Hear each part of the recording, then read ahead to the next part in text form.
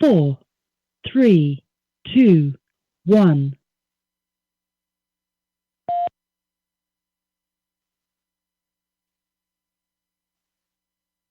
Wilder, let's go, baby! Let's go! Let's go! Let's go! Let's go! Podcast is intended for mature audiences. The views and opinions expressed are those of the panelists and do not reflect in any way those of the podcast partners, sponsors, or affiliates. Enjoy. BoxingVoice.com. All the guys want, I want what Mayweather got. I want what Mayweather got. You didn't brush your ass like Mayweather. I was trying to fight every fighter. I sacrificed a lot to get to where I got to. What do you bring to the table? Let's get this on. Let's do it. Well, it's like this. Wait. All right, that's it. Hold on. Everybody calm down. Man, you know how these bitches is in the sport. Total disrespect. Kid has no class, no style at all. I sacrificed a lot.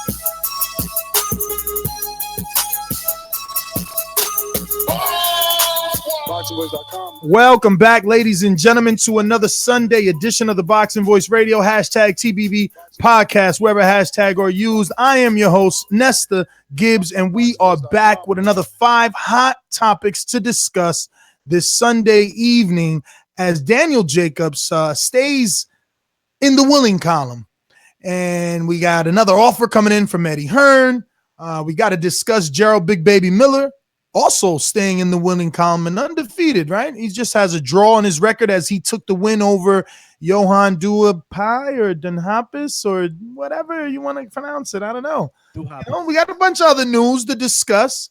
So we'll be bouncing that back and forth. And we got a pretty full panel today. So all my guys across the pond, don't worry, your savior, Rob UK, is here. Let's head on out to the Golden State, get this thing started. We're a little late.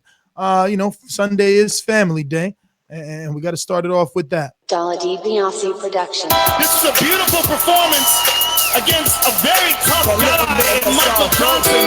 How do you feel about it? Fuck that. Conor McGregor. BoxingVoice.com. You know me, Larry. From a wicked entrance, from a flip over the rope into a knockout. When here it is, the main thing is, I just know the guy. I wish. BoxingVoice.com.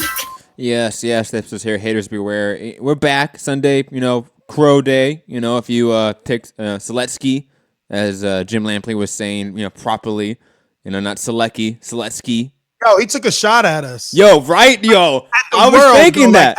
At the whole like internet world, he was like, we're not hobbyists. We all call him Sulecki. I was fucking a little tight, like, oh, that's how you doing it? That's how you doing it? Call me the butcher of all names. Oh, I loved it. But shout out to that fight. Obviously, Jessie Magdaleno and obviously the new WBO super bantamweight champion, Isaac Dogboe. Fantastic fight. Katie Taylor. Oh, baby at Backo. And obviously, shout out to Katie Taylor, now unified champion in the women's lightweight division. So there's just so much to get into. And obviously, Eddie Hearns now, coming out and saying that he's now signing a contract and a revised offer to Deontay Wilder. So much to get into, so much to chop up. Let's go. Productions. BJ was gonna beat me, then you predict he's gonna beat me. He got Why don't Wilder go that nice, brother? This guy has been pro for like 8 years, 9 years. If Wilder wants some of his work, he's definitely get it on ASAP. BoxingVoice.com. Yeah, welcome everybody. Eddie Hearn mentioning he's going to come back with a counter offer, including a contract. So we'll get everyone's thoughts on that. And plenty of fights to discuss. Not a lot of UK action, but obviously we had Katie Taylor putting on some skills across over in New York. Let's move on with it. Let's head on out to our amateur. I'm the best ever. I'm the most brutal and most vicious and most ruthless champion there's ever been. There's no one to stop me. Lynch is a conqueror. No, I'm Alexander. He's no Alexander. I'm the best ever. There's never been anybody like me. I'm Sonny Liston. I'm Jack Dippy. There's no one like me. I'm from Nairclaw. There's no one that can match me. My style is impetuous. My defense is impregnable. And I'm just ferocious. I want your heart. Get up! Yeah, man, a lot to talk about. It was a busy weekend for boxing, right? A lot of good fights, a lot of realizations, and a lot of surprise wins. Let's speak about Dogby. I called it. And now the Eddie Hearn return. Oh, did you? I don't remember you picking him on air. Oh no! I was on the chat. I got multiple witnesses on the chat. I don't know what you're talking about. I don't know what you're talking about. Me and Robbie are in the chat. We're all in the chat, and we don't remember that. Listen, I could go back on the chat, cut it out. Bruce, matter of fact, Pittsburgh Brew. He know I was on there. No audio, no count. What do you mean? It's a text on the show. It's not public record. No, we didn't take picks last show though. Okay, but that's the thing. If you were so sure he was going to win, why won't you bring up? Oh, don't forget Magdaleno's defending his title and he's going to lose. We were so into the Wilder AJ. You know how he went. I did mention the card, and I brought up. I thought Jessie was going to win. We all know you did hippity hip. So I mean, you could have interjected. Matt, you're right, because we spoke about like where it was going to be viewed. I just think that he did not make the pick. Excuses. Listen, I mean, we did. I definitely know we mentioned it because Matt got his name wrong as well as Nestor. Listen, I need Crow for that fight. I'm just saying. It was a fun weekend. Mr. Robert, you're still saying Sulecki with an L when you heard what Lampley told you. Get it right, Rob. Okay. I'm new here. Lampley says change that L to an N. It's Sulecki. No. The C becomes an S, so it's Sulecki. Oh, Sulecki. I thought he said something about a silent N. But like you said at the time, there, you're like, do I look Polish? Exactly. So come on. Well, you do kind of do, look Polish. But let's get this thing started, man. Eddie Hearn sending another offer. Before I even entertain the details of this shit, I'm gonna just go say, I put the foot on his neck. Enough people heard the retarded answers, and now he's got to revise. Not only that, I made enough people believe that the money is real by getting him to admit that he believes the money is real. So now he's got to counter, because if not, his guy is stuck in a B-side contract. You understand what I'm saying? When you ask for a guarantee and that quote is met, now everything else is the guy that came up with the money or the team. They get to dictate. And that's why Eddie was like, oh, no, they're not going to have Anthony Joshua wearing pink shorts and do an 8-city press tour. So now he's got to revise. So all I want to leave you is with this, my three friends, panelists. What the fuck offer is he going to do when he's already offered the man a measly $12.5 million? The man's coming doubled Anthony's purse with a $50 million offer. Like, what is Eddie going to come back and say now? Because hold on, Doom, you got to factor this in. Not only does he now have to entice Deontay Wilder, but he's got to keep that 50 for Joshua. What is he going to do? No, Joshua, look, we'll offer Deontay more than the first 12.5, but I can't give you the 50 that they're going to come up with. What is he going to lose his fighter? Nah. Nobody. No, somebody's offering you 50. Every time Al Heyman fighters got offered money, let's bring up scenarios. When they offered Deontay Wilder and Keith Thurman $6 million for like 2 fights from Rock Nation, you know what happened. They declined it. Why? Because they got money from Al. Peter Quillen, WBO, vacant title. You got to fight Korba. Nah, I'm going to take care of my son. I'm going to bury my uncle. Rest in peace to his uncle. Shout out to Quillen. It actually changed trainers again. He's now with Julian Sosa, the trainer of Jarrell Miller, Julian Sosa Jr., Richardson Hitchens, Chris Colbert. We've been telling you about those guys for years. So that's a good switch for Quillen coming back to his roots here in New York City. Some tennis. I'll give it to you guys. Some tennis. Shout out to Julian Sosa Jr. who won that fight this weekend. Rewind all that, Matt. I know, R2D2. Shout out to YouTube. Julian Sosa Jr. won this weekend. Shout out to him. We're not going to mention his fight at all. I predict going on in the future. Just wanted to make note of that. Why not? He fought this weekend on the card. I didn't see the fight. I just know that he won. Just wanted to say. No, I wasn't privy to see it either. You had to be live in the building. Yeah, exactly. But I did see that he won, And they listen, you know what I mean? I got to see Chris Colbert for the weigh-in for Big Baby fight when he weighed in 304 this Friday. And I seen Chris, and he was like, yo, man, thanks, man. I heard the show. And I was like, nah, bro. You impressed the fuck out of us. Yo, but he's going for another guy now. Talking about I'm going after this dude 15-0 next. I said, why? Come on, dude. What with you? I said, bro, if you keep growing so fast, the top of the division is Leo in them. I said, what you want, a title shot next year? He was like, nah, we ain't trying to rush like that. I'm like, bro, if you keep jumping up like that, you're gonna be in a wheelhouse pretty soon, and then you're gonna have to fight him. But anyway, back to this offer. I gave you guys a bunch of scenarios. I mean, feed off that. Tell me. I'm pretty much at the point where AJ asked for that number. He got that number. So Eddie doesn't really have any, in my belief, he doesn't have any like comeback with money. I mean, I'm pretty sure he's gonna take the offer. He just wants to make sure that no. Have AJ submitting a counter offer. Come on, Alex. Yeah, put a counter offer. Put your thinking cap on. So wait a minute. So you're telling me that a counter offer would be more money? Or I'm assuming here, you guys correct me if I'm wrong. Maybe he says, all right, we'll accept your 50, but XYZ. That's what I just said. Is that I know, Alex, what I'm asking you is correct me if I'm wrong. I led with that. Correct me if I'm wrong. Yo, Doomy has the guns. The what? Is that considered a counter? Because can you counter someone else's money? Don't you have to offer a new offer? That's the counter? Well, what I'm saying is that I think it would be negotiating if you decide to keep the 50 that's coming from Wilder. Now you're negotiating. Now, what were the exact words of Eddie? That he was sending a revised contract back, or he was sending a counter? No, he said he was sending a counter offer and a contract. He went a step above. He said, I'm sending a contract. Very quickly, the counter offer alludes to a different monetary split or breakdown. That's what I would assume that alludes to. So it's a completely different one. Yeah, it's going to be like 13, and then like 13 what? 13 piece of paper with a yes/no box to tick. 13 million pounds. Yeah, but even if it's 13 million pounds, I wouldn't care. That's still not enough. I'll put it this way, Ness.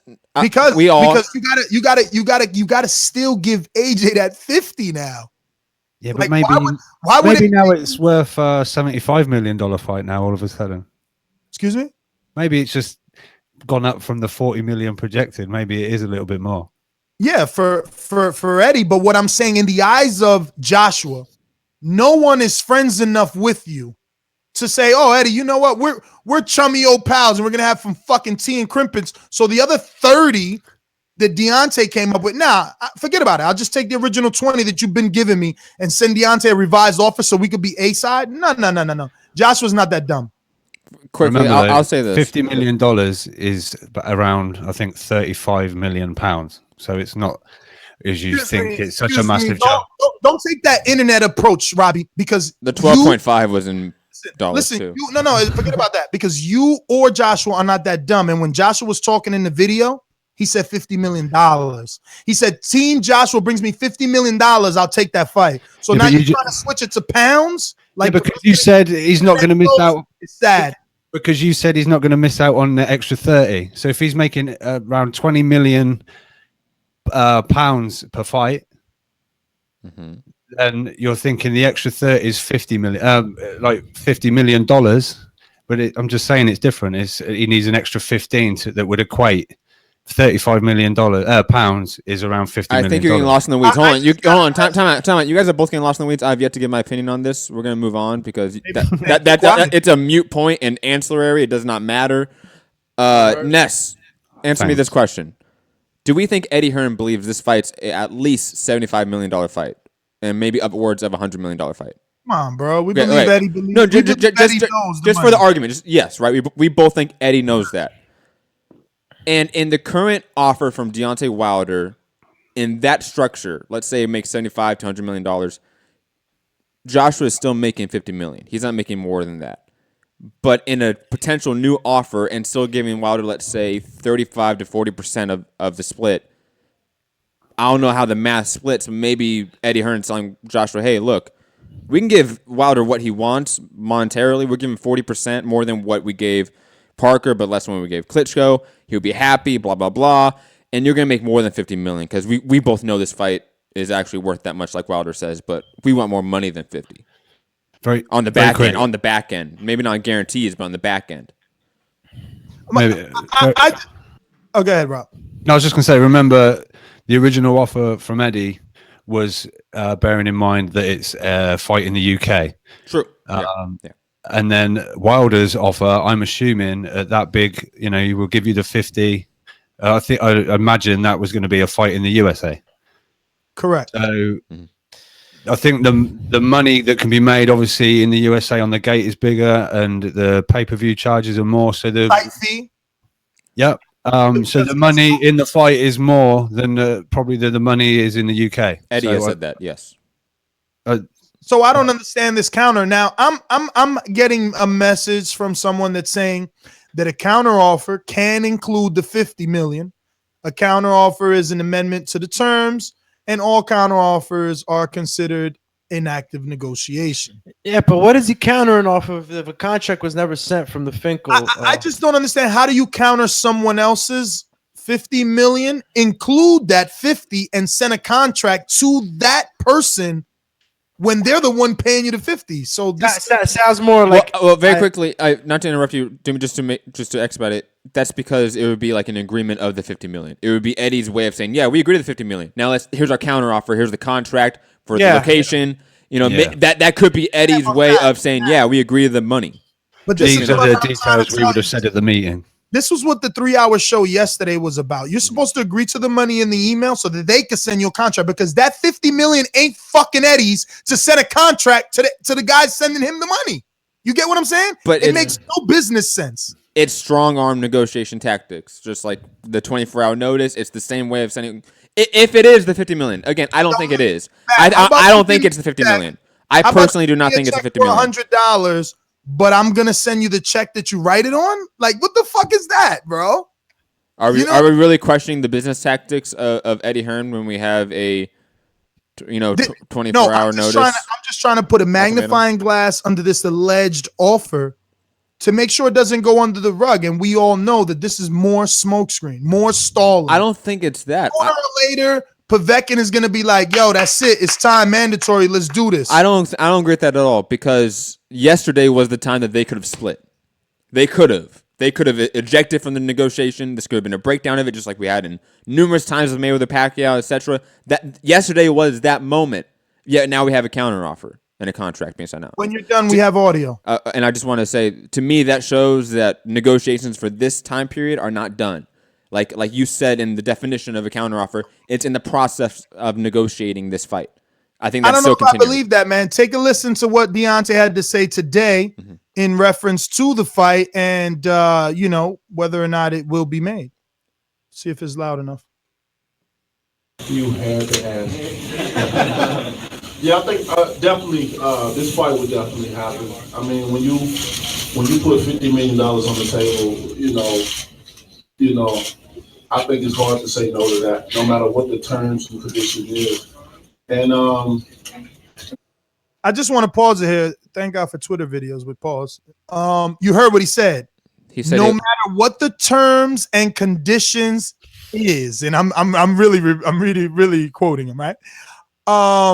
So again, his offer, his terms, his paper, his letters, his contract.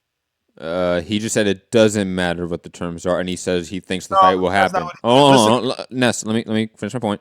And he said the fight will happen in his opinion. He said that. Yeah, maybe easier. His words, because he did not say that. Let's just rewind it. We don't have to keep going back. No, we could. No matter what the terms and conditions. Got to go back a little more. Hold on. Yeah, I think definitely this fight would definitely happen. This fight will definitely happen. $50 million on the table,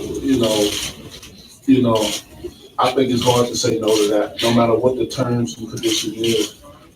See? It's hard to say that no matter what the terms and condition is. And remember that my only point to highlighting those words were, again, Eddie sending him a contract. And we're all assuming that Eddie is sending him a contract countering the 50. Because, again, in my opinion, I think a counteroffer is not going to have the amount of money that Deontay is offering, because that's some they are coming up with it. In Eddie's eyes, this was a $40 million fight. So how could he be countering $50 million? He could be including it or sending a new contract. I think that's completely within the realm of possibility. And again, you framed that clip with saying that Wilder is saying the fight's not happening. He said, in his exact words, I think it will definitely happen. word for word. God, when did I say that he said it's not happening? I said said the listen beginning. to what he said today. And you said that you thought it alluded to the fight not happening. I didn't hear that because he said his exact words are, I think the fight will definitely happen. We're 17 seconds into a fucking minute clip. Calm down. Put your nails back in. I'm calm. I just don't understand. You're jumping. You're trying to attack me, and I got 17 seconds on a minute clip. Well, keep playing it because he said the fight would definitely happen. And my team are some of the best guys in the business. My team have put on some great cards. Al Hammond has put on some of the 4 biggest, highest purses in boxing. So it'll definitely get made. It's just a matter of time. And with the magnitude of this fight, it takes time. Right now, I think a lot of negotiations and the different things that's going on, it's a part of the build-up of it to roast it. But when the fight happens, it's going to be an epic one. And which there will, at the end of that fight, be one champion, one face, one name, and Deontay Wilder. Doesn't sound like it's going to happen right now, does it? It sounds like the negotiations are going to take a couple weeks. That's what I heard. Like couple weeks? Well, yeah, of course it does. Man, come on. This is $100 million fight. Like that's a huge contract with international broadcasting distribution. Like that takes time to make a contract with all the lawyers signing off on it. That takes time. All good with me. There's plenty of other people listening. I'm sure we'll have everyone else. Yeah, I understand what he said, and I think we just disagree on the intent of what he's saying or the implication of what he's saying. Disagree on the interpretation, Yeah. but Alex and Robbie, what do you guys think? I think it's maybe easy for someone who doesn't make the sort of 20-25 millions per fight. Easy to say that it's hard to turn down no matter what the terms and conditions are.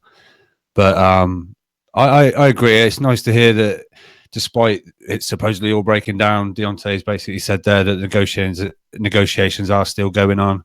So just because we're seeing certain elements of it in the media and the social media and on the news or whatever, it doesn't mean we know everything. Obviously, there's phone calls. It's like Eddie, even though he said it on social media, but like he's had phone calls from Showtime saying they would like the fight at this time and blah blah blah. So it is happening, and I think it's going to get made. So we'll just see how it pans out.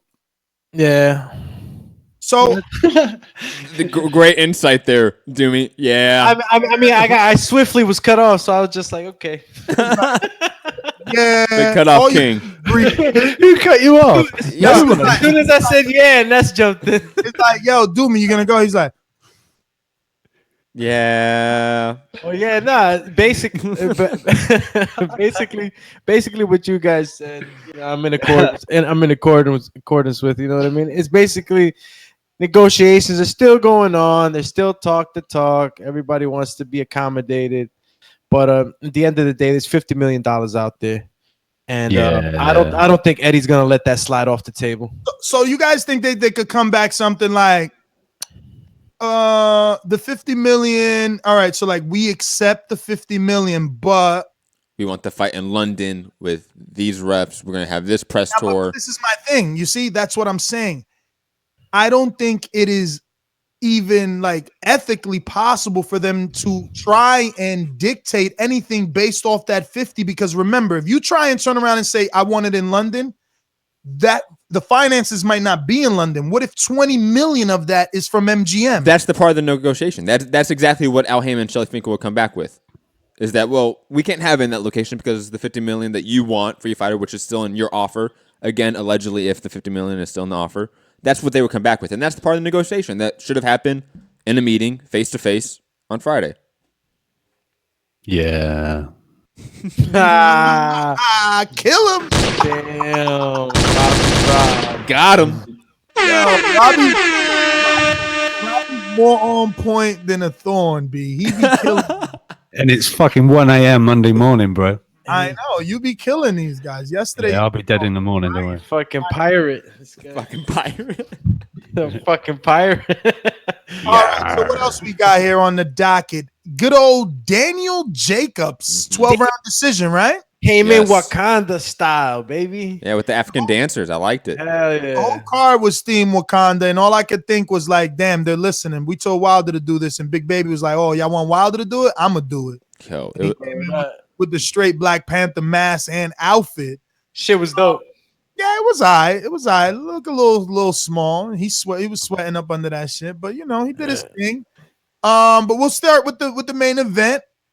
Daniel Jacobs, he looked good. And he looked like he wanted to impress us. Like he was throwing with some conviction, trying to hurt his guy. It didn't come to the 12th round, but at least ultimately he got the knockdown. They really secured the fight because I've seen a lot of rhetoric on social media like, oh, this was a close fight until the knockdown. I think the inactivity of Jacobs, like sort of like in Canelo status, like he throws in combinations and spurts. He works in spots. That leads to close rounds when Jacobs is still landing the better shots. But Sulecki is just working constantly. He's throwing 2s and 3s constantly. They may not all be landing, but he's working constantly. That optic is hard to battle in terms of just, you know, winning rounds. Yeah, his work didn't really look too much, man. He wasn't landing, bro. Yeah, he wasn't landing, and even though he was working, which that's what made him look at least decent with Jacobs, but you know, the pressure that he was giving Jacobs, it wasn't really doing nothing to Jacob. Jacob was able to just, you know, take a couple step backs and say and do what you said, Matt. You know, fighting those spurts, landing the combinations. He always lands his inside hooks pretty good, and the shots that he was landing on Sulecki were hurting Sulecki. I mean, I'm not gonna say that he was, you know, wobbling them and stuff, but you could tell in his face, and obviously the knockdown. Yeah, I think Jacobs, reasonably impressive. I think he just wants that big knockout just to, you know, real get some push behind him, a bit more hype or whatever. But you know, he stood up there, told Charlo that he's the king of Brooklyn or whatever. Or so I don't know. We'll see, because obviously Triple G is going to be tied up. They're going to be doing Canelo in September. So yeah, I mean, I'm wondering if they're really trying to get this Charlo fight. Now they got me like almost. Said, come see me, boy. Not only did he say that, he put out a social media post and he said Triple G or future of boxing, which is Jamal Charlo. You know, then you got Eddie Hearn all week talking about the Charlos trying to sign him. I mean, I don't know. Because think about it this way, Matt. Well, Jacobs isn't scared. Like that's the one thing we have to like check. No. Forget about fear. Yeah. Forget about fear. You know, I'm always conspiracy theorist. That's why people love this show. I don't just think about that. I'm thinking, where does Jamal go? Does Jamal have any other 60s out there to really mix it up with? Is Eddie dropping this, oh, I want to sign the Charlos because really that's what Al is going to allow to happen so that then another Al Heyman fighter could land on HBO with another big contract? And have a promoter, which, you know, sort of helps out Al Heyman's, you know, situation. Yeah, it's potentially a factor. Obviously, there's guys like... seems to be pushing for a fight that, you know, politically feels like it can't happen. I think we have to stop thinking that, because obviously Eddie Hearn works with Al Heyman. He has Al Heyman fighter in his main event for Matchroom USA. The biggest fighter in Matchroom USA stable is Al Heyman fighter. Yes, Ness? When's the last time you seen an Al Heyman versus Al Heyman fighter on HBO? I rest my case. True, but how many Al Heyman fighters are on HBO? Like have an HBO deal? There's only one, right? That's my point. But it's a relatively new thing. Like that, like Jacobs is the, you know, the stone to break that glass barrier for Al Heyman to go back to HBO. So do we see a flood back to HBO? Potentially. HBO is still the biggest network on premium cable. What would feel about that? Oh, man, he would not be happy. And you know, to be fair, like it's sad that Showtime doesn't get more like subscribers based off of their boxing content. Like I know. It just doesn't tick. They literally check off the box for everything you want from a hardcore boxing fan and even a casual boxing fan in terms of broadcasting team, production quality. They're stable. Steven Espinoza is amazing at his job, and it just doesn't. It gains no traction to improve their overall viewership. It's sad.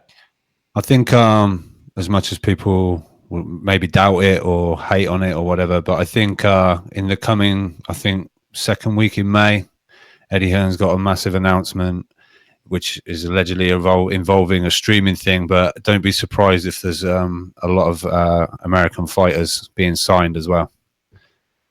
Well, I mean, the only massive announcement that he can have is that he's going to offer his, Sky Sports streaming to the U.S. for those that want it. But like, what else could he possibly offer on a streaming when he has no American fighters? Like, all right, all you got is a couple of UK guys that we care about. We care about Joshua, Kell Brook, and I think the buck stops there. Wow. Kudos to you and your love for the sport. All right, so name another hot. Oh yeah, he's got the kid Kelly, right? The Mr. Kelly right himself. Yeah. You like you watch them when you have to watch them. I suppose that's always been your thing. I like Kelly. I haven't gotten to see Taylor because he's gonna fight someone now, right? Yeah, I forgot now who he was supposed to. Oh, Victor Postal. There you go. So that now he has my attention. Oh, okay. Well, who did Taylor fight before Postal? Was it? Didn't he have a late replacement? Humberto. The last notable fight was O'Hara Davis. Yeah, and Miguel Vasquez. He knocked out the first man to stop the puppet. Yes. I should have watched that because that was impressive. No one's ever knocked down Miguel. I'll find you a link, Ness. He's good. Too late for that. Wayne says, who's usually a hater, so I don't know how true this is. He says, your loss. Hearn just signed 6 PBC fighters. Look out. I didn't hear that. No one heard that. What? I'll ask him. Yeah, Wayne. Who are the 6 PBC fighters? Yeah, Wayne. I mean, are you including Jacobs? And I don't even want to get into it. Whatever. Digressing.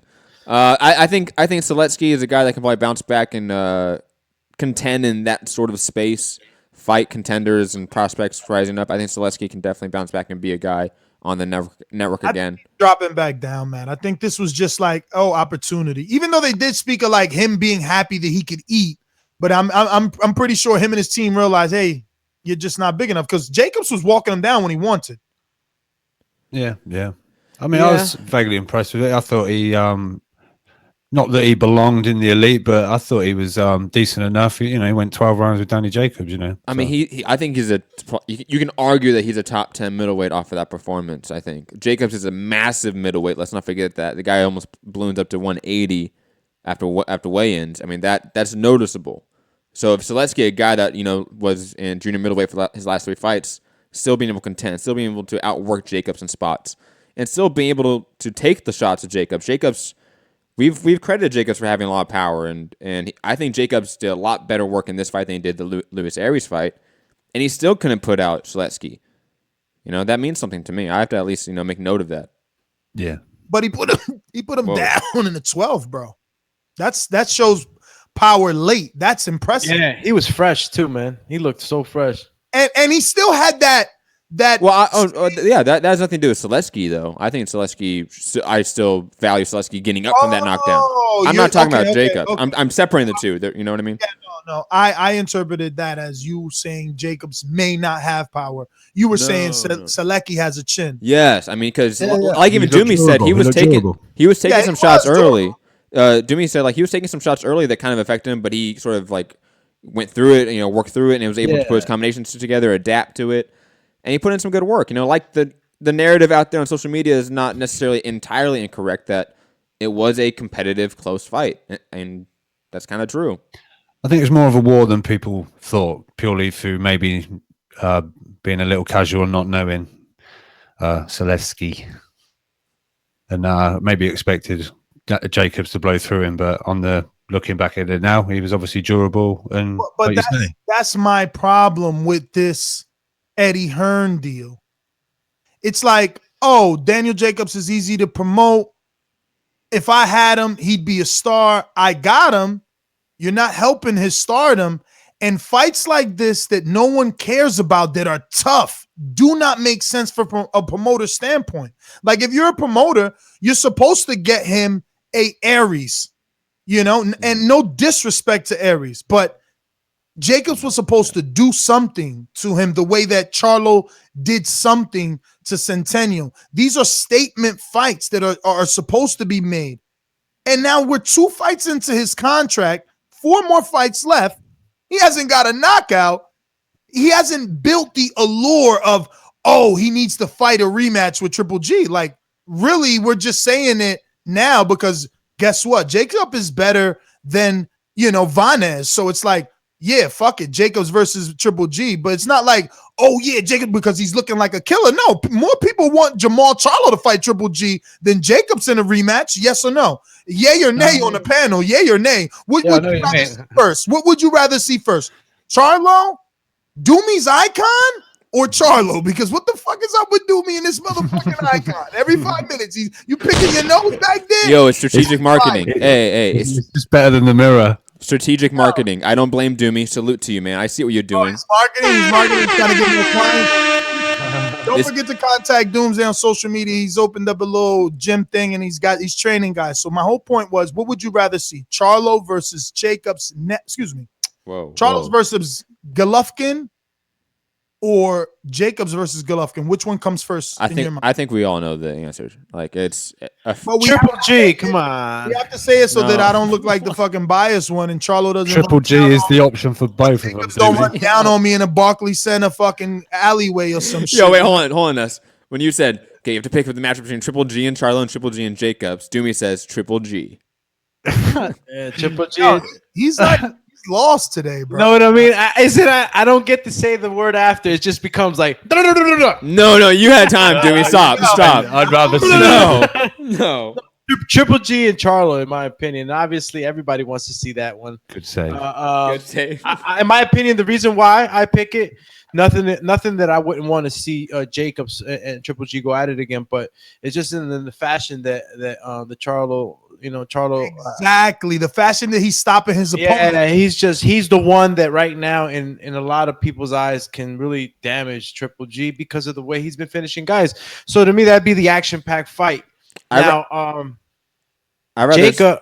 Sorry, not to interrupt you, Doomy, but I'd rather see even Saunders and Triple G than Jacobs rematch at this point. No, you're gonna see. What you're gonna hold on. Let me. Listen to what he said. Like that's just how low on the totem pole Jacobs Triple G rematch is. He'd rather see Billy Joe Saunders. It's a fresher matchup. That's interesting to me. That's unification. I mean, would you see rather that than the Charlo and Triple G also? No, Charlo Triple G over Saunders, but Saunders Triple G over the rematch. But why is that? Why is that though? Because, it's a fresh matchup. It's interesting to me on a more like stylistic standpoint. We all know how Saunders boxes. He's gonna outbox Triple G. All right, so do we want to see that, or do we want to see? Well, because there's gonna be a fraction of people that are gonna believe that he's about to knock out Billy Joe. Yeah, Billy Joe doesn't have the power that Daniel Jacobs has. So that's the interesting part of that matchup, and it's fresher again in. I don't know. Maybe it means a little bit more at this point. I mean, Billy Joe Saunders put on the performance of his life against David Lemieux. He has a belt. That means something. What do you want? You're over there. What would you rather see? Who's coming, like as casual fan would say, what's coming up on your timeline more? Charlo, Jacobs, who's more popular on your side of town? Well, because I follow it like as much boxing as possible. Obviously, Charlo is the highlight, but to go along with Matt, let me just put my icon up. That's what I want to see: a British boxer. Let's get Billy Joe in the mix. But no, seriously, yeah, Charlo definitely shows up more, as a highlight. He's getting the big knockouts, but Danny Jacob, that was for the mandatory, right? I believe. Wasn't it mandatory of the WBA? WBA is disgusting, man. They're mandating depending on who's fighting these fuckers. I mean, who is that guy? I don't even know his name. You know what I mean? Who's this guy? Mendoza? Is it something like that? Yeah, it's Mendoza. It's Gilberto Mendoza. Yeah, I gotta get this guy's number. This is embarrassing now. Like I'm gonna do him like I did Eddie. He's the one. He's the one that said about the Canelo. I got the most victims drama. Disrespect Ness like that. I swear, y'all gonna hate me when I'm gone. It's just like Jay. I'm gonna fade to black and it's over. Never had a motherfucking interviewer like Ness ever. I pin him down. Right, next fight. What we talking about? Big Baby. Big Baby Miller. I'm gonna say shout out to Big Baby for listening to the show and going in there Wakanda style. Oh shit, he listens. I mean, he got to, right? Where did he come up with that idea? I might change what I'm going to say then. You think that was original? You crazy? The entire world's listening to this show. No. And to be fair, if he's listening, I might change what I'm going to say.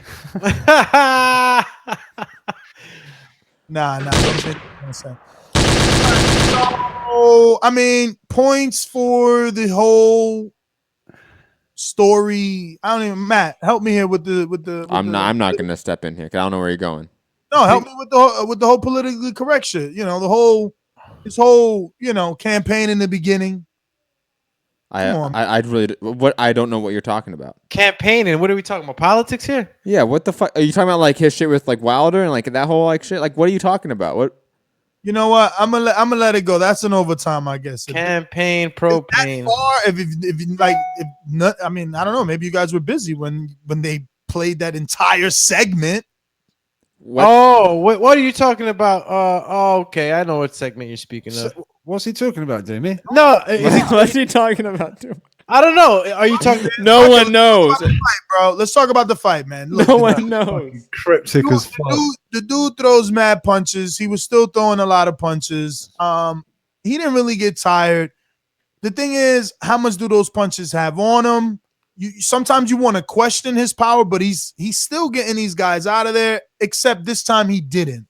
But we knew he was tough, right? Like he went 11 or 7 with Wilder, and I don't give anybody I didn't take any credit from Johann for losing to Povetkin on 1 day's notice after pissing hot 7 hours ago, like fighting in street sneakers. Like, I don't even know why he took that, but I hear the money was great. So, I think Miller was kind of unimpressive. Really? Yeah. I mean, we didn't see anything different. We know that his inside game, when he bullies a guy and he can throw combinations, throw uppercuts, we know that's his bread and butter. But we didn't see any involvement of his game, of his technique. I still think he didn't show me anything in this fight. Hold on, very quickly. He didn't show me anything in this fight that leads me to think he can beat the top of the division, which is Wilder and Joshua. Yes. Oh yeah. Well, but we all knew that. I mean, just yesterday we did a show where we said AJ would beat 5 guys in the top of the division. True. But we also know this, and I'm going to end it quickly. We also know this: Big Baby is the heavyweight version of Sean Porter. No, it's not that. Who said that? Who said that? I said he's that. Jared Hurd. Nah, he's Jared Hurd. Hold on. Who's Jared Hurd? Jared Miller. Baby Miller. He's a 300-pound. He's a 300-pound Jared Hurd without the power. I don't know. Whoa. Jared is stopping dudes, bro. I know. He's Jared Hurd without the power. Without the power. I mean, look, whatever. Semantics, right? You say Jared, I say Porter. What that tells us is that we both understand he's not supposed to change, bro. Those guys don't evolve. Like, what are you talking about? That's their style. They're grinders. But we've seen Dylan White, I think, improve from a grinder to more of a technical boxer. I mean, we're getting back to Baby Miller. Getting back to Baby Miller. I mean, you're saying he wasn't impressive, but I like that. That's a good save because these shows go way longer than they're supposed to. Yeah, you're saying that he wasn't impressive, but he finished strong. He didn't get hurt. He threw over 800 punches. I mean, bully the entire night. Bully the entire time. Okay, he doesn't have the Wilder effect, but then again, there's a lot of boxers that don't have that effect. But I'm not looking for power. I'm looking for like. What were you looking for? I'm looking for a good outside game. I'm looking for that level of game to start. Outside game. He's going to be on the outside on his toes, man. Yeah, listen, with a 300-pounder. First of all, Big Baby Miller, out of all the heavyweights that are right now out there, he is the lightest on his feet, and he's the heaviest. So to me, that in itself is impressive. Lightest? That might be, I don't know. Lightest on his feet, but he's the heaviest. But he's the heaviest. Sammy Davis Jr. feet. Come on. Listen. Brown feet. I mean, if you see him bounce around compared to the other boxers, you see that he's light on his feet. I don't know if you understand that. I'm not saying that he's faster, more agile. He's light on his feet, and I don't know if I can say light on his feet. I'm gonna agree that he definitely is always moving. So he's not like even if you want to call him a plotter, he's not flat-footed. Now let me finish though. If he stands on my foot, I bet he doesn't feel fucking light. He's not light at all, but going along with that credit that I give Baby Miller, there's also I seen him start to wear. You know what I mean? His being light on his feet towards the end of the rounds, you could tell that he was getting tired. I don't know if you guys noticed that. I did, and he wasn't as as effective coming in. You know, his punches were starting to slow down a bit, and I think that him being that heavy kind of slowed him down just a bit. What about the post fight? He tells Kellerman, like, forget the post fight, right? Just overall, they're always talking about his weight. They being media, fans, whatever. So last night, the commentator, Max Kellerman, was it? That interviewed Big Baby, mentioned the weight. And in plenty of interviews, Big Baby seems to be happy at this weight. When he was down to like 289, he said he felt weak. He didn't like it. But he seems to be forced for camera to say that, yeah, he's going to get down. Like when he's on HBO camera is what I'm saying. Because you see him do interviews with anyone else. And he's like, nah, man, I want to eat a cheeseburger. And then with HBO, it's like, yeah, I could get down. But, and then I don't understand. It's like, do you want to be lower or are you comfortable at this 300? Like, why are you stunting for TV? Yeah, I don't know. I mean, know. Go on, Matt. I don't know why he's doing that. I mean, maybe just because the optics for the the more broader casual audiences, a 300-pound heavyweight, 300+ pound heavyweight is always like the Chris Arreola effect. You sort of get that casual optic, even though he's not that. Obviously, he doesn't look that way. He looks more fit, but the casual Joe Schmo off the street that watches one fight of the year, that's a Mayweather fight, if they see a Big Baby, they're gonna call him out of shape.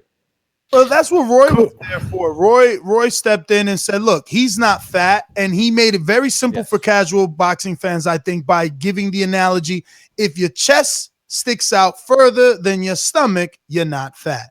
And honestly speaking, I think I have more of a fucking stomach than Big Baby. I agree with that. Hey, kudos to you agree that Nez has got a big belly? Yeah, I agree with that wholeheartedly. 10 out of 10. Very, very quick. I just think Big Baby, although he will probably be mixing it with the elite, he's not gonna really be elite. And also quickly, that people think there's maybe not power, and I'm one of them, but he is 21-0 with 18 knockouts, so that's like 82% knockout ratio. So it's not bad, but you could maybe question the people that he's been in the ring with up until now. But and he's when it comes to the elite, I don't think he's going to be mixing it properly. And he's had a lot of late fight stoppages too. Fourth. But maybe being light on his feet, he might be able to do something. I don't know. Light on his feet. Yeah. I don't know. You guys are sleeping on Big Baby. I think Big Baby could take out anybody on any night. Yeah, he's a grinder that doesn't get tired. I'll pick him. I don't know. Him and Parker's a tough fight. Him and Parker's a great fight. It's an amazing fight. It's a tough fight for Parker though. He got to keep that big boy off him. He gonna have to do another fight like he just did with Joshua. They both got chins. I think you could hit them both with a bus, and they're not gonna. That'll be And they have volume. They have cardio. Parker is small. He's small, bro. He'll be small. See, he's lighter, but he's heavier on his feet. Nobody gave Duhaupas, nobody giving Duhaupas some credit. Everybody thought he was gonna get finished. He's a reptilian. He's a reptilian. Well, I mean, I didn't think he was gonna get knocked out. I don't think I picked knockout. I picked Big Baby to win. Picking knockouts and what round and things like that, that's usually hard. And look, the reptilian or reptile, whatever he is, he went 11 with Wilder, right? Wilder hit him with some shit. He's always been known to be tough. Duhaupas has always been known to be a tough guy that's durable, that can take shots. That's always been known. And I totally discredit the knockout to Povetkin. I don't trust Povetkin. Well, if he had a full training camp and that happened, it's different. On 24 hours notice, no one can handle that. Povetkin did that twice. Then he do that to Mike Perez and to him. Both times he knocked two dudes out. He tests positive. Like, fuck out of here. I ain't fucking with him. I forget about the Mike Perez, whether it was on late notice. I believe if it was, though. Don't gotta be late notice. He popped. Oh, I thought I'm just talking about the late notice. I'm purely talking about that. Because you can beat a guy on steroids quite often, actually, in terms of statistics show that it's fairly easy to beat a guy on steroids. Yeah, that's fine, if you have but a full training camp. I question your knockout if you fought a guy and beat him and then you pop. Of course. I can't trust that knockout. No, of course. And then you add on the literally 24-hour notice to step in the ring with, Nike sneakers. Doesn't look good. Want to head out to the top rank Jessie Magdaleno card? Yes. Very quickly. Don't forget the best display of the night was Katie Taylor. I didn't even see that. Where was that? I did. There's a link.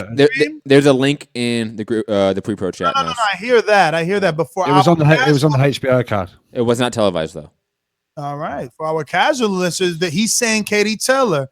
They're like, who's Katie Taylor? Good fight, man. I see her. Gold medalist in the Olympics. Obviously now a unified lightweight champion in the women's lightweight. I always said lightweight division. How the fight look amazing.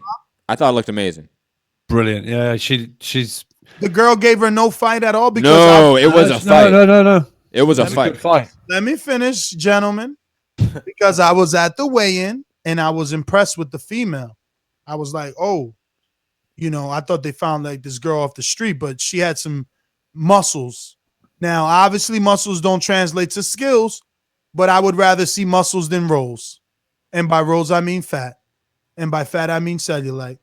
No, she gave it to Katie Taylor. They definitely went back and forth in between rounds. Katie Taylor, it was a good fight. To me, it had a similar story, like thread or trend as Jacob Sulecki. Not that fat and cellulite means anything bad, Matt. Depends where that fat and cellulite is. I was off that. I don't know why you jumped back to that. The 48% need to know that as long as the fat and cellulite is in the right place, me and Kendrick, we speak the same language.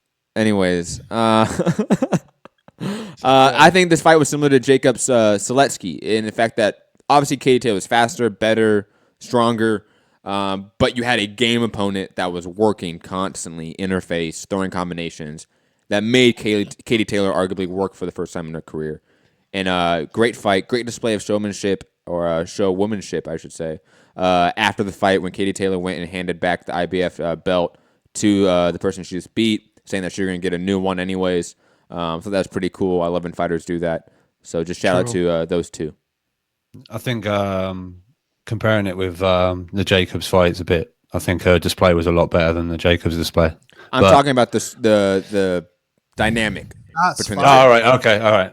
Yo, speaking of that IBF belt, that's typical. Usually the IBF lets you take it back to the dressing room. You take a couple of pictures and stuff like that. I was there for when I think it was Darren Barker from the UK won the IBF in Atlantic City. He beat somebody.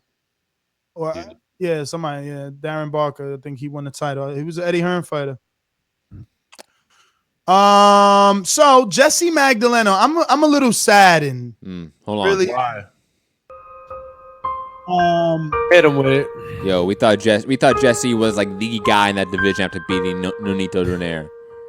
Sad. Not even before that, I thought he was the guy. Like I remember him saying he wanted Rigo so many years ago, and I'm like, wow, this is a kid, bro. Like this is the kind of kid I want. But you see, this is what I don't understand. A lot of times we complain about soft touches and hard touches. Like for instance, Daniel Jacobs was in with too hard of a touch when he was meant to put on a show and make a statement, draw or drum up interest in a fight with him and Triple G. Now, Magdaleno, coming off of a fucking year off and an injury, takes on the dark horse of the division. Now, wait, I don't know if it's dark horse though, right? Because the information that we got is that they sparred and Magdaleno gave it to him. So maybe he went in overconfident because he knew this kid. True. We didn't know him. I never heard of this kid. I know some writers, some journalists out there that were bigging up Dogboe before this fight, and they were absolutely correct. So I'm not saying he was completely unknown, but he was like Julius Ndongo. Like some people knew about what he could do. Listen, when I see Ghana as the country of origin for a fighter, I know he's a gritty fighter. He's a real one. That country, yeah, he's a real one. That country produces, either you're producing soccer players, I think, fishermen or boxers. So, I didn't know too much about the kid. I looked at some of the, some few highlights, a little bit of film on it, but not much. But I just as soon as I saw the first round, man, the way he stepped in confidently, kind of preying on his opponent. He wasn't afraid to sit there in mid range and take a chance and throw his own punches. And he got knocked down in the first round. Yeah, he got knocked down in the first round. And even though he got knocked down, he was able to. It was more of a flash knockdown, really, wasn't it? It wasn't like. You know what? He had me scared. He was hurt. No, Robbie, he had me scared because he was coming in real low with his head.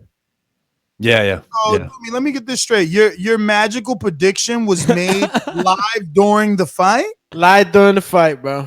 Get the fuck out of here, bro. You want the crow now or later? No, not live during the fight. Listen, I said it on the Doggy. I said it on the chat, man. You're always trying to trip somebody up on their words. Cut it out. I said it on the chat. Now, what I'm saying is that he had me worried when he got knocked down. But when did you say it? Did you say it first round? I said it on the chat. Stop trying to. We don't believe you. I'm asking you. Listen to what when you text in the chat, was it before? Before. It was before, man. I was speaking with Bruce. Yo, why are you trying to doubt me, man? Act like I don't be calling fights. We don't believe you. You need more people. Act like I don't call them.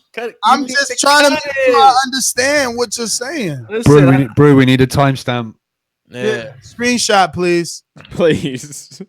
Brewski, go ahead, man. Advocate me here, brother. They're trying to get me. I'm not going to advocate anything that you said, but in terms of in terms of the fight, Dogboe was just able to be faster, hitting with harder shots, and he viciously went to the body with complete conviction. He was not worried about the counter. Load of body work. You know what happened? And that changed the fight. Decided to be a punching bag. Let's not give him too much either. Whoa! No! Let's stop that right there.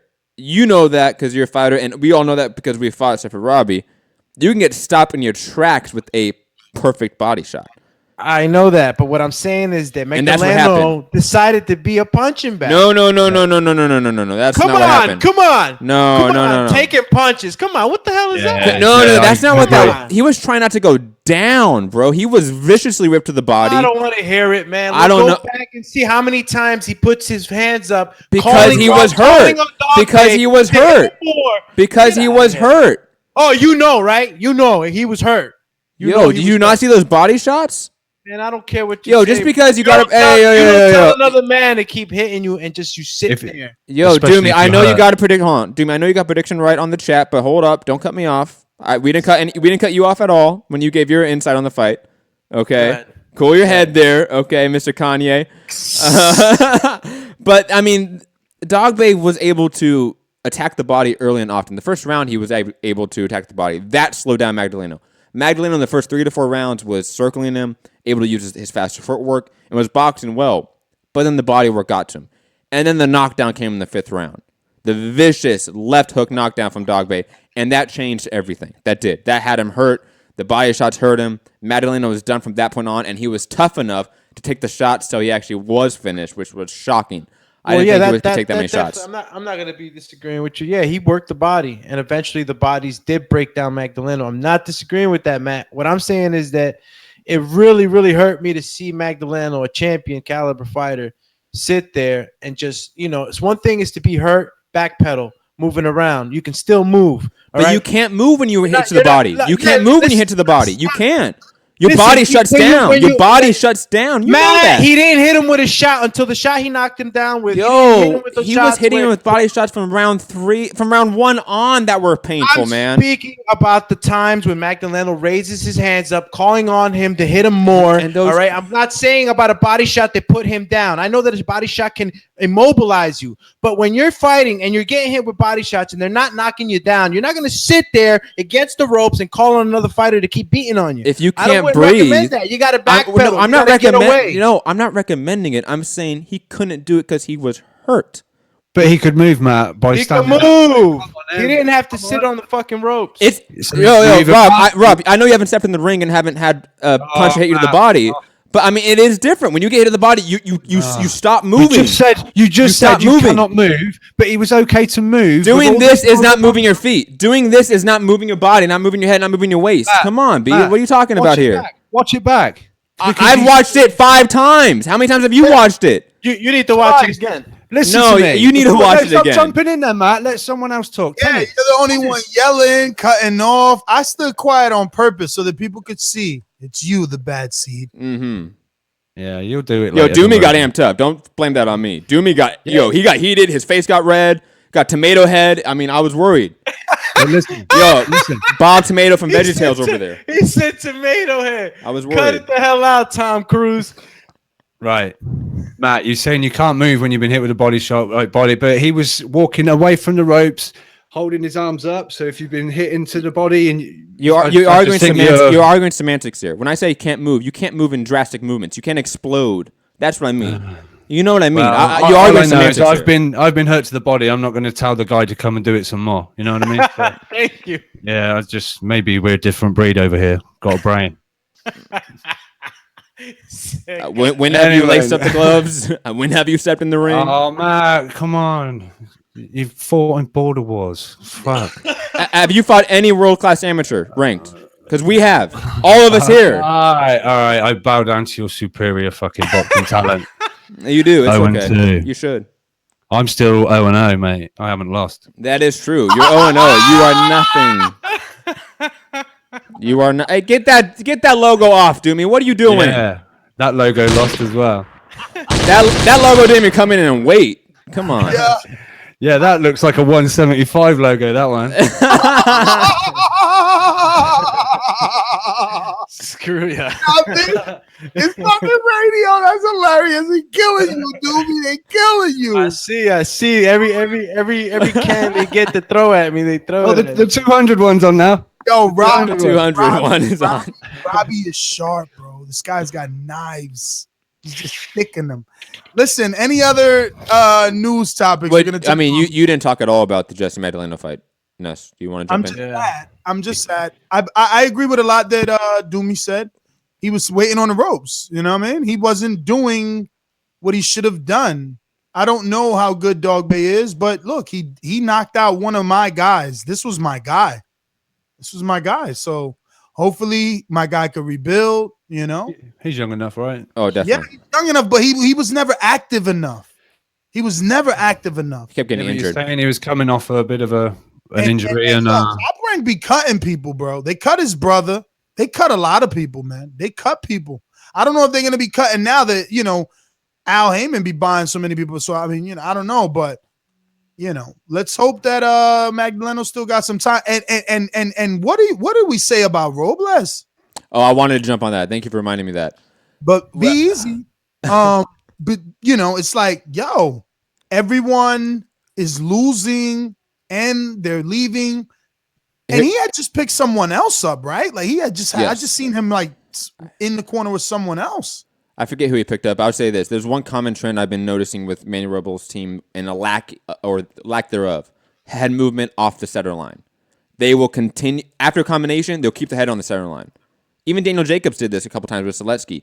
And when they throw a combination, you have to dip your head off that center line because you should expect a counter coming at you. And they do that consistently. Jessie Magdaleno will throw a three-piece and then stay right there. Allow that counter to come to him. No head movement at all. The defensive flaws on the Manny Robles team need to be amended. Maybe a secondary coach needs to come in to help that out. Because offensively, they're gifted. We know that. Oscar Valdez is gifted. Jessie Magdaleno is gifted. Even Dominic Brazil, I think, is pretty good offensively. Defensively has been a consistent flaw for that team. Again, just saddened, man. My boy Magdaleno has got to rebuild now. I mean, the thing is, like, who's in the top of that division, right? Like, I don't even – those divisions, they're just like – they go so unnoticed when there's not a big name there. Yeah, like no Rigo in that division right now. Like, the division's kind of dead. Like, you really only had Jessie in that division. Damn. And then what weight was that, 122? Yeah. Is Ryan Burnett in that division, or is he 118? 118. Bantamweight, is it? Yeah. Never mind. Yo, we're going to talk about the Bradley Skeet Master taking an upset loss? Yeah, I know, right? Yeah. Was it Skeet or Eggington that was linked to Danny Garcia once upon a time? I want to say it was Bradley Skeet. I want to say it was Eggington. Skeet wanted the he wanted a lot of Pacquiao and things like that. Yeah, but forget what he wanted. Who had the WBC like silver or something? He is a welterweight, right? 6'1" welterweight. But so is the other one, right? Eggington's the one that beat Paulie. Eggington's now 154 now, but maybe at the time. 154. Yeah. But yeah, Skeet. Yeah. Was it like 3 knockdown round 2? Bro, he got by. That dude was he's a Spaniard, right? Spain, yeah. Represent. Bro, shout out the Matt on the Spaniard. My people. Yo, so let's have a pronunciation, man. Or was Skeet just, Skeet got skeeted, bro. He got fucking. Because this is like Skeet's third loss, right? Because this saying he second loss. Yo, who was the first one too? Frankie Gavin. Oh, at least we know Gavin. Mm-hmm. Gavin wasn't like world level. He was domestic. That's crazy. Did you catch it at all? I saw the knockout. I saw the knockout on Twitter. I saw you would have liked the knockdown. Hey Matt, he said that I catch it. You catch everything. That's why 3 of you guys on here can't pronounce the Spaniard's name, and Ness is gonna watch it. Lejara. Yeah, that's the first time you even ever. As soon as you talked about it, was a Spaniard. You never said his name. I still do not know who he fought. I have no idea who he fought, but he beat his name, Rob. Kerman La. I can't pronounce it. Maybe. Wow, that was great. So how the fuck did you say it? Do it again, Rob. I done a nest of. Yo, I didn't know if you was about to fucking start. Yo, I thought you were gonna have a seizure or something, man. Like, let me try and do a Jeffrey. Truman, La Jagaraga. Yeah, you possessed what? No, that was Jeffrey. Yeah, I can always get Jeffrey on it, but like, who cares? Yeah, right? who cares? Any other news? Obviously, the Josecito Lopez card on PBC, along with Anthony Durrell and Erickson Lubin, was yesterday. I didn't see the Durrell fight. I didn't see the Lopez fight, but I did see the Lubin knockout on his IG story because it was not televised. So shout out to Lubin for at least posting that. Vicious knockout. So at least glad to have Lubin back. He was asleep standing up. Asleep standing up. Yeah, I watched that, but I didn't see the sleep standing up. I guess that clip you guys sent me was just horrible. No, you can quality. You need to watch it again, Ness. Then all right. It's someone's phone. You know what was funny? Jamel was there. He was wearing a weird shirt. Yeah, I guess shout out to his first commentating gig. No, shout out to you cutting me off, but I really don't care as much as you. Shout out to his weird shirt. I think that's what Nez was going to say. But I do need like another picture. Maybe I need, because that video, he was doing like a IG live and I didn't know what, I couldn't really see, but he was like, yeah, I'm commentating. I'm here watching my boy Lubin. And he fucking panned on Lubin while Lubin was fighting. And he's like, lines only. That's so messed up. But shout out to him. That's messed up. Why do you think he was there supporting? Oh, you don't think that's like shade because he beat him? Deleted. No. Deleted. No. I don't. I didn't hear it, so I don't know the tone of it. I didn't see it. You are the one saying it to me, so I'm only going off of your tone. It's on his story, man. You the one told me like, Ness, yo, man, stories. There, go look at it, bro. Like, yo, Lubin beat the brakes off that dude. I seen a clip. Yeah, I mean, he's gonna come back, man. He's young. He's strong. Hopefully, everything is good for him. Listen. Don't forget to subscribe to the YouTube channel at youtube.com/ThaBoxingVoice and youtube.com/Nestor Gibbs. I think it's time we get out to these callers. You know the number to call in is 1-425-569-5241. Press 1 one time. Give us your opinion on the King of Zamunda. No. Wow. What? He went Eddie Murphy. He went Zamunda. It's an Eddie Murphy. What does Eddie Hearn? Eddie Murphy coming to America. I just yo, whatever. He was the prince. He was the first Wakandian. Yeah, that's very quick. Shout out to Rob Jennings. Back off. To who? Rob Jennings. Oh shit! No, good shout out to you. Oh, We really? didn't speak of Bryant Jennings and Joey DeWelco. It was. Oh yeah. Well. Division. Yeah, go on. No, go on. No, go ahead. No, it's just my girl was in the bedroom the other side saying, Robbie, you coming to bed in the YouTube chat? And a different Rob said, on my way, Vicky. Got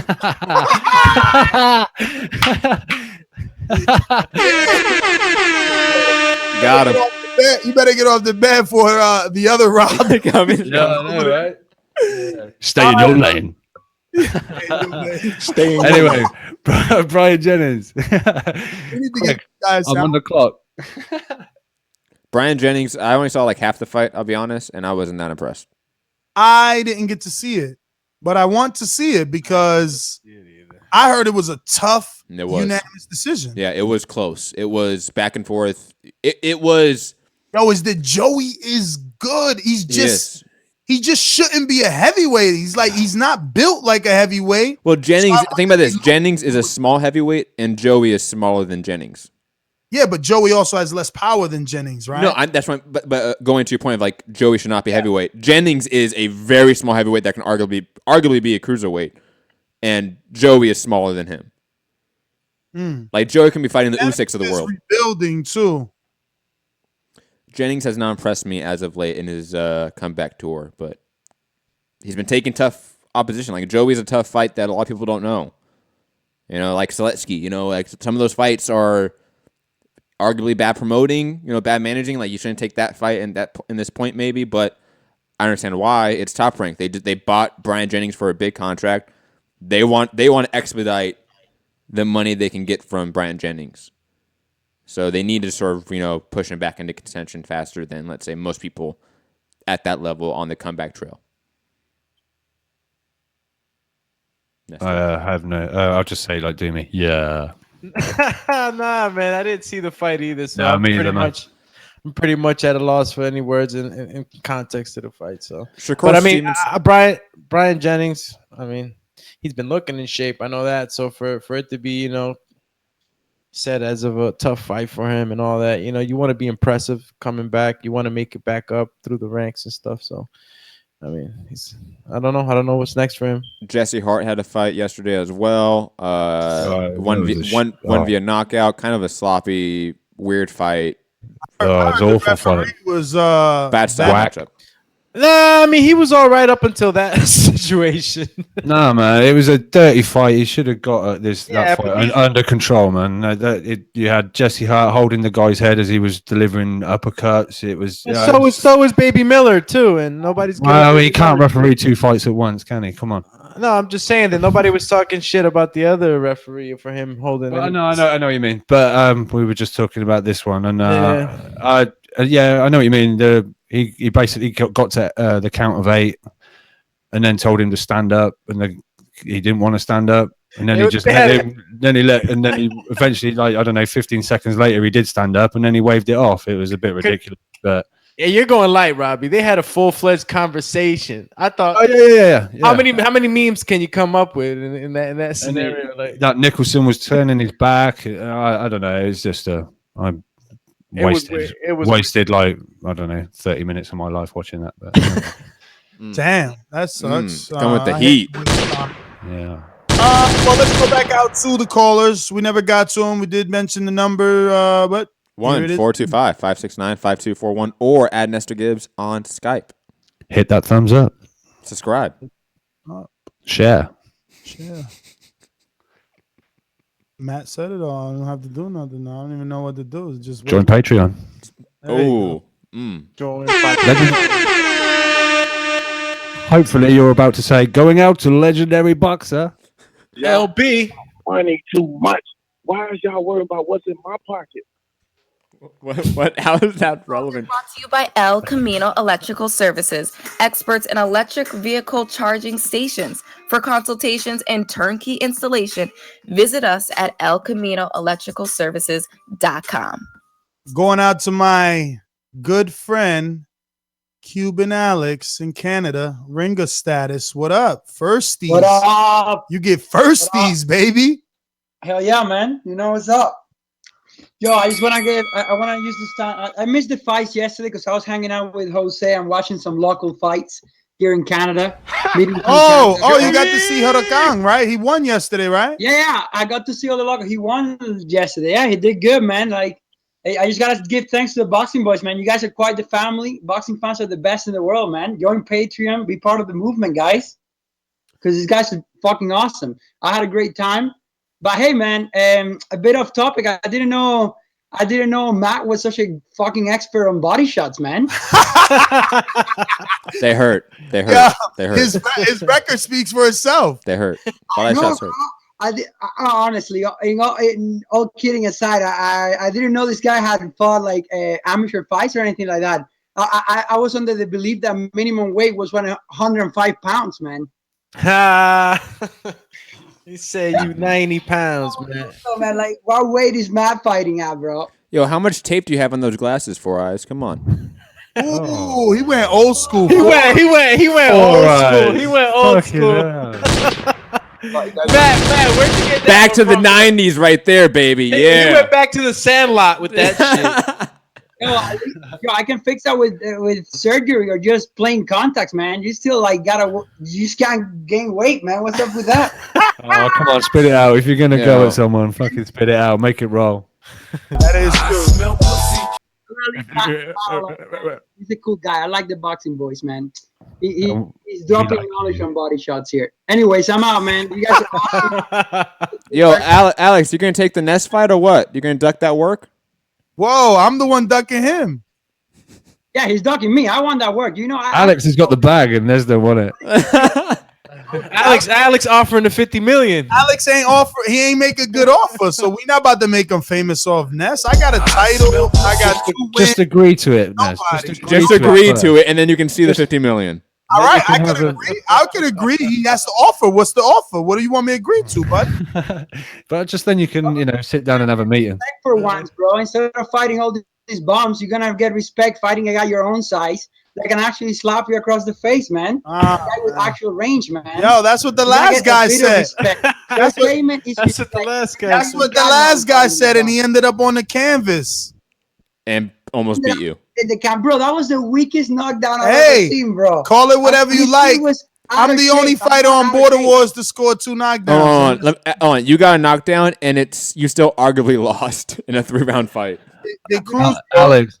Did Cruz score 2 knockdowns? I mean, two knockdowns in each fight. Like, did he score a knockdown in each fight? Did he score one in the Huracan fight? I don't know. I don't remember if it was a legit knockdown. Like, he never dropped anyone. That's only me. Nobody else got 2 knockdowns in each fight.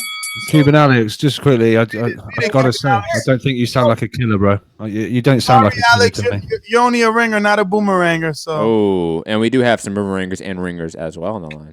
gotta go. But make a name for yourself, bro. Like I need a fight. I'm getting fat over here, man. Yeah, you are. I'm worried. I'm concerned. I'm worried too. Who we got on boomerang or ringer status over there? We got KM Star, Compa. Who's first? Oh, Compa dropped off. KM Star. Let's go to Cam Star. Where you from? No, he's from New York. I know that. Yeah, it's a 917 number. Come on. Hey guys, what's up? Showed up at the appreciation night. What's up, brother? Yo, your phone on? So yesterday we got spoiled. Got lots of fights. That was good. You know, I hate to be a downer. I usually try to be the optimistic boxing fan, but I felt like the HBO. Cam Star. It sounds like you were like hitting your phone. Hang up and call in. You know you got ringer side. We'll get you right in. It sounds like you got something wrong with your phone. tick. Hopefully, matter of fact, don't hang up. Let's see if we go to someone else, see if they have the same issue. And hopefully it's you, not us. But if it's us and not you, enjoy. The king is what I mean. The king is what I mean. My man, get a cup and put some change inside your hand. Shake it down. Now hold up. Let's make this official. Everybody disagree with it. I mean. Yo, fellas, my boomerang is cracking. I fucking love it.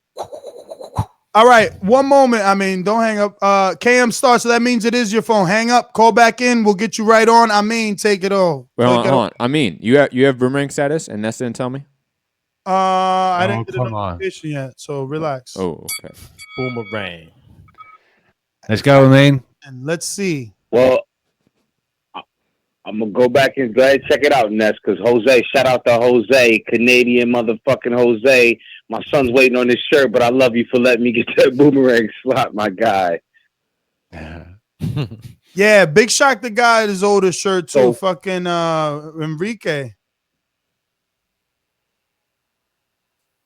Yo, while you checking that, Ness, yo, I went to that fight last night, man. I went to the Lincors out in Philly. One of my guys, my best friend is out there in medical school out there. So I went to go see that shit.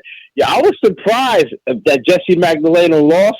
And I want to ask y'all, because I had said it. I don't know if I was just talking out my ass. When Jessie was being matched against, different competition, was he being matched against seemingly faded prospects and old guys, or was he just coming up with what was put in front of him? Because my recollection, I don't know if he was ever really matched in with anybody, too tough, but I don't think he was flaked either. I just thought that this kid surprised him and caught him off guard. I don't think he was he knew what to expect a little bit, and it was a good fight. I mean, the venue was cool. I had never been out to Temple's campus to see the fight. The whole card of it itself, Brian Jennings, you got to know it's a Philly thing out there. The crowd was behind Brian Jennings and a couple local fighters. Big Baby Miller, Matt said he didn't show us anything new. I'm going to have to agree, but I'm also going to have to say that's the same thing that is said about Wilder. So, yeah, we haven't seen anything new from Big Baby Miller. I think what will be new for us is to see him consistently stay at a weight that didn't give. I think his weight gives us the impression of sometimes that he's moving a little slow and sluggish. It's a lot to lug around, man. I think if he just maintained under 300 pounds, I mean, I know he's a big dude and it might carry a lot heavy, but I'm figuring under 300 pounds, and he might be able to get some of that swiftness instead of just looking all plodding and slow. He just looked like a big ass Sam Peter to me. He looks no different from Sam Peter in terms of his build and his physique, but certainly he's a much better boxer. He's much more coordinated. Daniel Jacobs, he did what he was supposed to do. Daniel Jacobs and Billy Joe Saunders will be a good fight. Because I got my boomerang status, like I said, Ness, I want you to check on that. I'm just, kicking the can on this one. I'll come back a little later. That's my call, fellas. Thank you, Amin. Always nice to have you on. And remember, just press 1 to get out of the line, and then press 1 again to jump back in it. And then obviously jumping out to our other ringer on the line, Mr. Bobby Aram from Canada. And Jose. Popping all this champagne, popping all this rosé, getting money like Jose, chain code, Norway, shorty wants that foreplay, I'm like, no way, gotta rock like Coldplay, killing it, OJ, getting cheese like Green Bay, call me Aaron Rodgers. Yo, boy, what's going on? Yo, before I get into any boxing talk, man, shout out first of all to the best podcast on earth, man, TBV. Thanks to you guys, man. I was able to have a wonderful night yesterday. I got to hang out with Cuban Alex. That only would have been possible if TBV existed. So thanks to you guys, man. I had a blast. That kid, man, he's gold, man. Awesome guy. And it's good to see that the army keeps growing, guys. So Jose, you're gonna say it live on the show what you told me? You text me yesterday like, yo, you need to take this fight with Alex. You'll mop the floor with him. You'll look good. He's got all these muscles. Oh, hit him with the soundbite. You'll make him look good because he's young with muscles, but you could beat him. Yo, look at this, Ness. Yo, Alex is too smart of a guy to fall for that, man. You're just talking to the phone, Jose. Ness's brilliance, man. He's trying to create. I'm saying Ness's brilliance. He's trying to create like a division already, man. He's afraid of the kid, man. Divide and conquer. He knows how to party, man. Maybe divide and conquer. Maybe that's his only weakness is that, man. He likes to party and a little too much, man. Maybe, man. I barely woke up today at noon, but shout out to the real pound for pound champion too, the Huracan Habib. He took care of his business here, man. We had a great night at the fights here, man. So, maybe we'll see him on HBO sometime soon. Right, man? Not until he rematches Cruz. He's still got a loss on his official resume. And you tell him, I'll never let him hide from that loss if he doesn't rematch it. I get old. No, fighters can't get old. He will never be able to run from that loss. I'll be like, yo, remember Cruz beat him? He'll still be a champion for the WBC. I'll be like, yo, Cruz beat him. He never rematched Cruz. It's just like Amir Khan's greatest press conference. Oh shit, you're right. It's that kind of fight, man. It's Oliver McCall against Lewis there, man. Sometimes it happens, man. Sometimes, the underdog ends up winning, and I mean that's the beauty of boxing, right?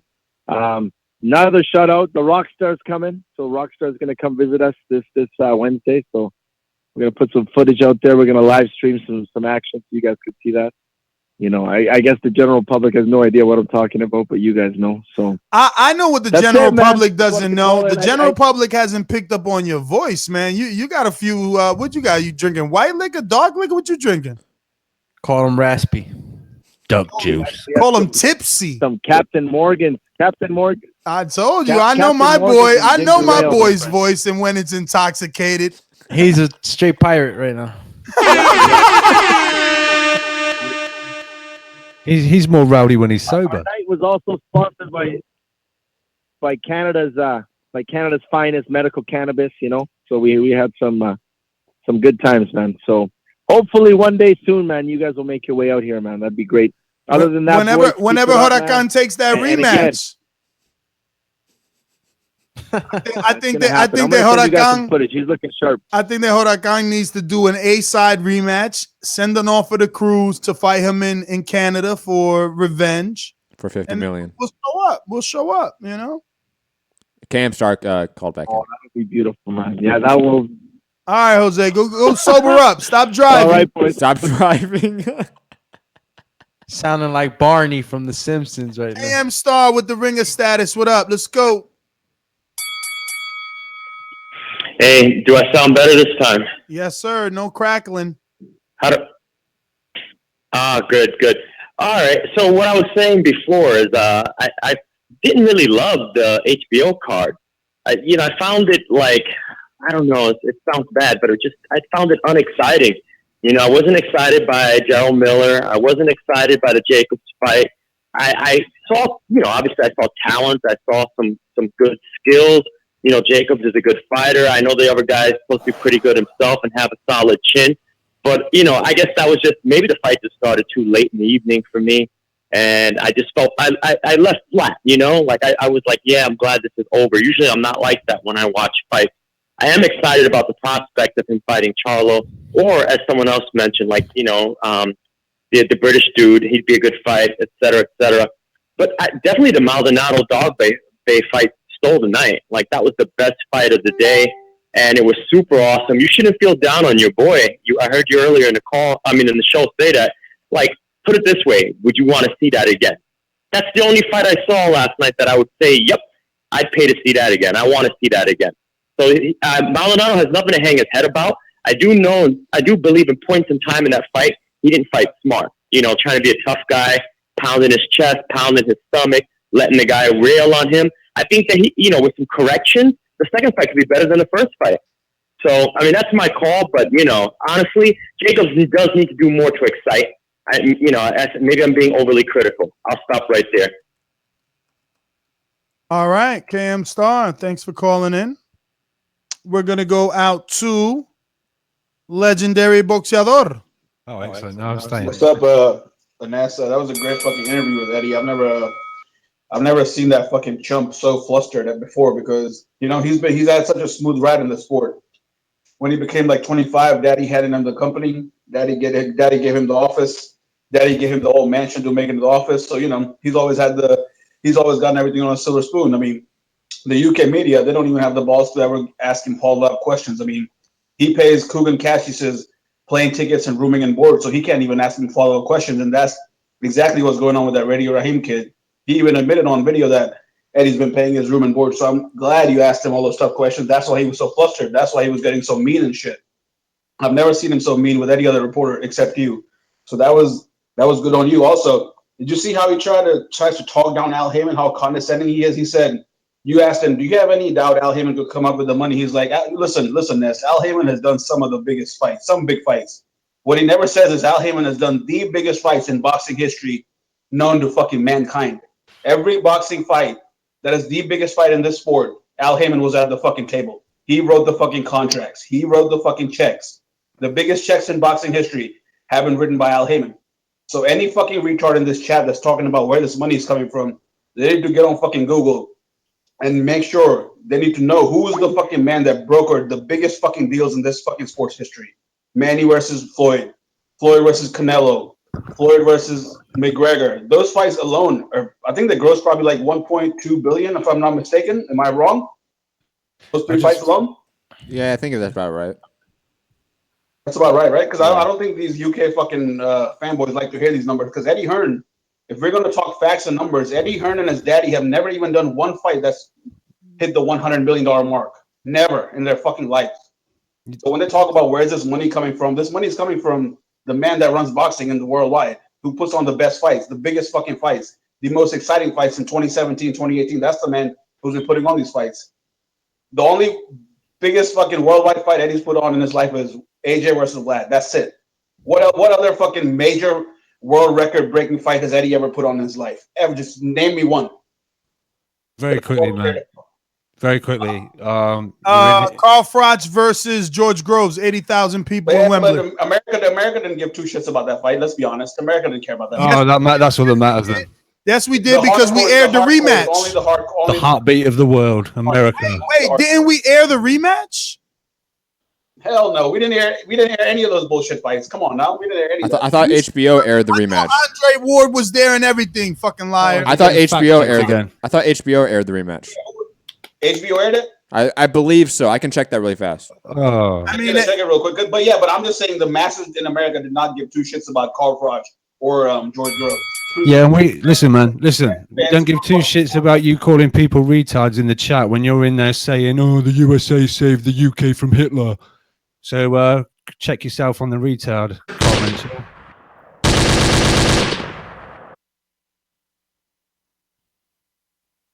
Just leave it with dead space like that. Oh, I think he is dead. Oh. Check yourself. Check yourself. Check. The shots killed him. That's literally what happened. No, well, the bell rung. You know, we trying to stick on the time. Perfect timing. 249 682 249. First time caller. Hit him with it. It's all right if you're just listening, my friend. All right, going once, twice, just listening. They're scared. Don't be scared, homie. Don't be scared, homie. I think this guy is the one that be coming at me. But we're gonna wait for him because right now we gotta get There's a lot of things I like to move, so just try to get on my game. I don't know why they gonna call me, because I'm a 54-pounder, but I have a brother that's at 160. JD. Yo. What up? Shit chilling, man. I'm out here driving. Yo, you know I had to call in and say shout out to my man Daniel Jacob.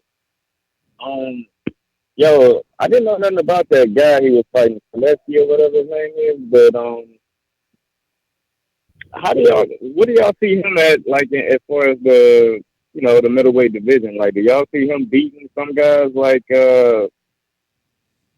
I don't know. Do you see Andrade beating him? That's a close fight. Andrade struggled with that one guy. Who, with Jack Colcay? Yeah, he struggled with that. Yeah, that short guy, the midget that he struggled with. Sulecki beat Calcay a little more convincingly as well. Cool guy, cool guy. Cold cuts? Cool. But yeah, that guy. Yo, sorry about the noise. I'm driving, man. But I just wanted to be real quick and say, Jacobs, for some reason, man, the dude don't get as much love as, I like the way he called out Charlo. I mean, that's how we want our fighters to talk. Like, he basically saying, I want the best, and then if I can't get the two top guys, which is Triple G and Canelo, well, then line up who's the next guy in line. Y'all talking good on Charlo? And I hate that fight, man, because I like both guys, man, but when it comes down man, you to know who you rolling honestly, with. In my opinion, man, it's tough. It's tough, man. But actually, in that fight, I will be pulling for Charlo, but I think Jacobs will win. I think he's gonna outbox him easy. Easy? Come on, JD, get out of here. Easy? Yeah. We don't believe you. You need more people. Yo, Jamelo's a better boxer, but you know, I think Jamal might be a little too slow for him, man. But I don't know if y'all getting a lot of noise in the back, so I'm gonna just leave y'all with shout out to Daniel Jacobs. All right. Well, JD. No surprise there. Remember when we first started calling, we used to say JD stand for Daniel. Yo, you know what's funny is that I was like, oh, JD called in. We haven't heard from JD in forever. And I'm like, oh, that's right. Daniel Jacobs. Daniel Jacobs fought this weekend. But that's cool, man. That's cool, man. It's like, hey, man, he gets to be right? You know, everybody wants to be right. So we didn't serve any crows today? No crows? Oh, I need crow. That's right. Ness, can you get some crow out? I mean, no one is even asking for their crow. I remember the good old days. We had a list. Well, crow time. It'd be nice if the other hosts who don't do other shit. I will take note of this. Oh, shots fired. See, Matt, you're lucky you're all over in the west side. If you were down the street, I'd just go knock on your door and no, you wouldn't. Put you in a nuggie. No, you would just give me a hug and then we'd smoke a J. No, at first it would be the. God, bro. Sometimes I gotta hold myself. So for people listening, what was That's my knuckles. That's my knuckles rubbing on his fucking head. Yo, that was so good. Yeah, that was perfectly accurate to what he did. We're gonna have to have an overtime show because we got to speak about my man Cash Weezy hitting up Matt last night. You missed me with that bullshit. At some funeral now, but the what? How we doing there? Let's go out to Majid? No, Skype machine. I'm gonna go to Vito on Skype. Oh, I like Vito. Vito. Yo, what's up, TBV family? What up? What's up, man? Yeah, I just I actually woke up late today, and I'm on my way to work, and I just saw the title. Did Eddie send Wilder contract? He said this week he would be sending a counter offer with the contract to Team Wilder when he gets back into the UK. Oh, well, actually, I just to me, I'll say this. Fuck Eddie, fuck Team Wilder. You know, this whole shit is making my head spinning. You know, there's been too much going back and forth, and at this point, you just don't know who's saying who's saying the facts. You know, at the other hand, you have what's it called? I think this fight is not gonna happen next though, because you have Dominic Brazil just coming out with his videos saying he's waiting now. You know, the fight is going to be next and all that. So I just don't know who's saying the facts. But about this Jacob Sulecki, I thought it was a great fight. I thought Sulecki really came out to fight, you know, and Danny Jacobs did not expect what he got. And I think the fight with Danny Jacobs and Charlo will be good.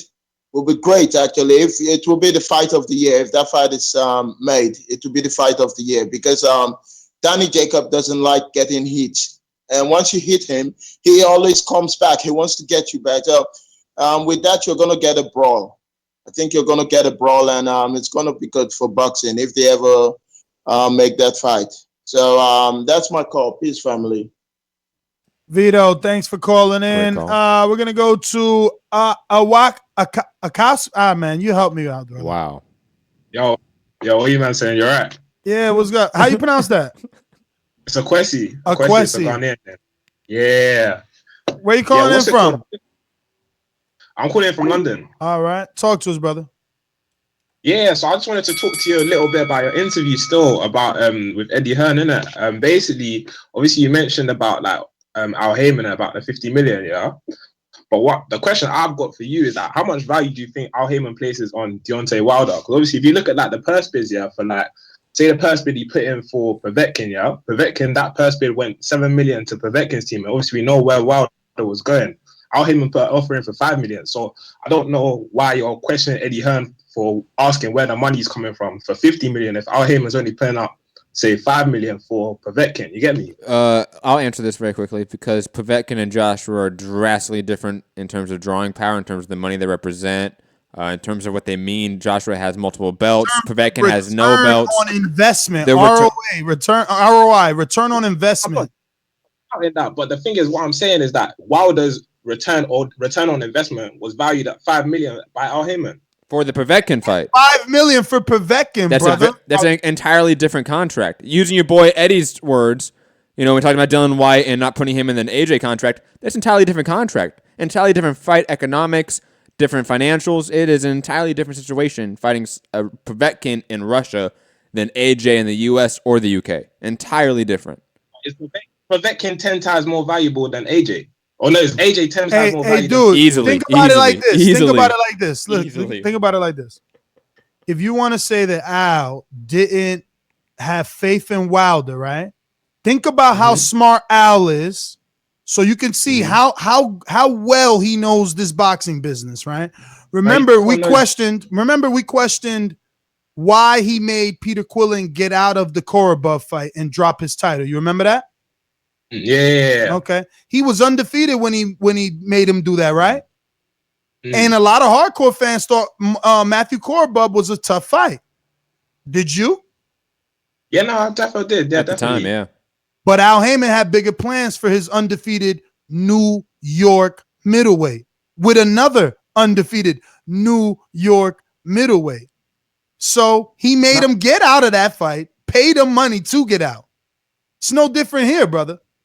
He believes in Deontay because, look, he would have told Deontay, vacate the WBC. Don't go to fucking Russia with a tested, proven PD user. No. Yep. He said, man, you are the fucking king of Wakanda. Go over there and kick some ass. And also, let me add this. Wilder is the biggest commodity on Showtime's roster. His numbers prove that. He's bigger than Adrian Broner. He's bigger than Danny Garcia. He's bigger than Keith Thurman. He is bigger than all these guys. 5 million offer. I don't think that's outlandish. I don't think that's a crazy offer. I think that's quite reasonable. Obviously, it's an offer that I think Eddie put out there that he expects some sort of like come back in it. But I don't think it's disrespectful by any way, shape, or form. Personally, anyway. I hear you, brother, but that is your call.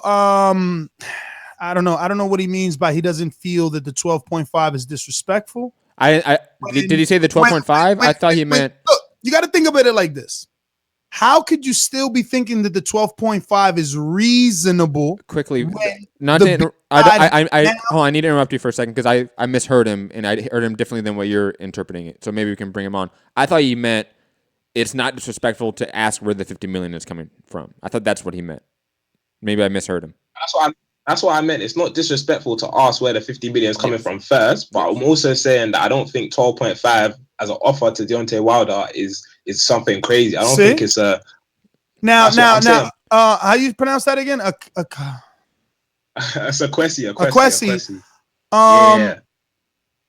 You're still calling into this show 2 days after an interview to dispute whether or not Eddie Hearn was correct or had any sort of, I don't know, like it was right for him to assume that the money wasn't there, when in my interview, he admits that he believes the money is there, that he trusts Al Heyman and the money being there.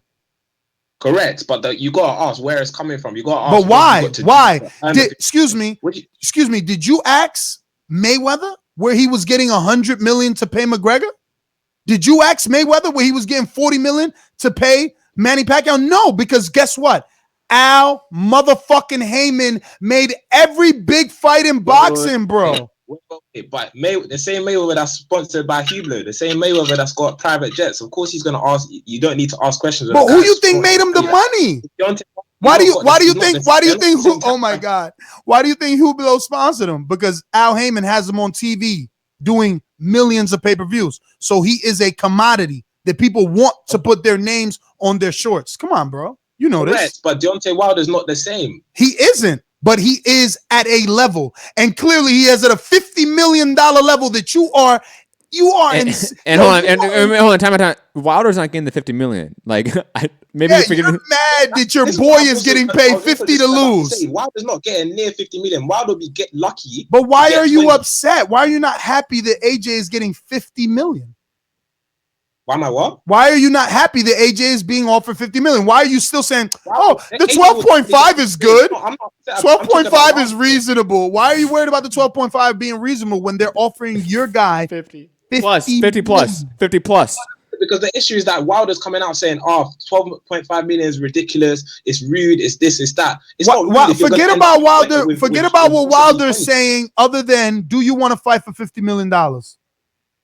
Yeah, but obviously, and then Joshua's gonna say, "Okay, cool. So how is it gonna happen?" Investors, escrow, site fee, etc.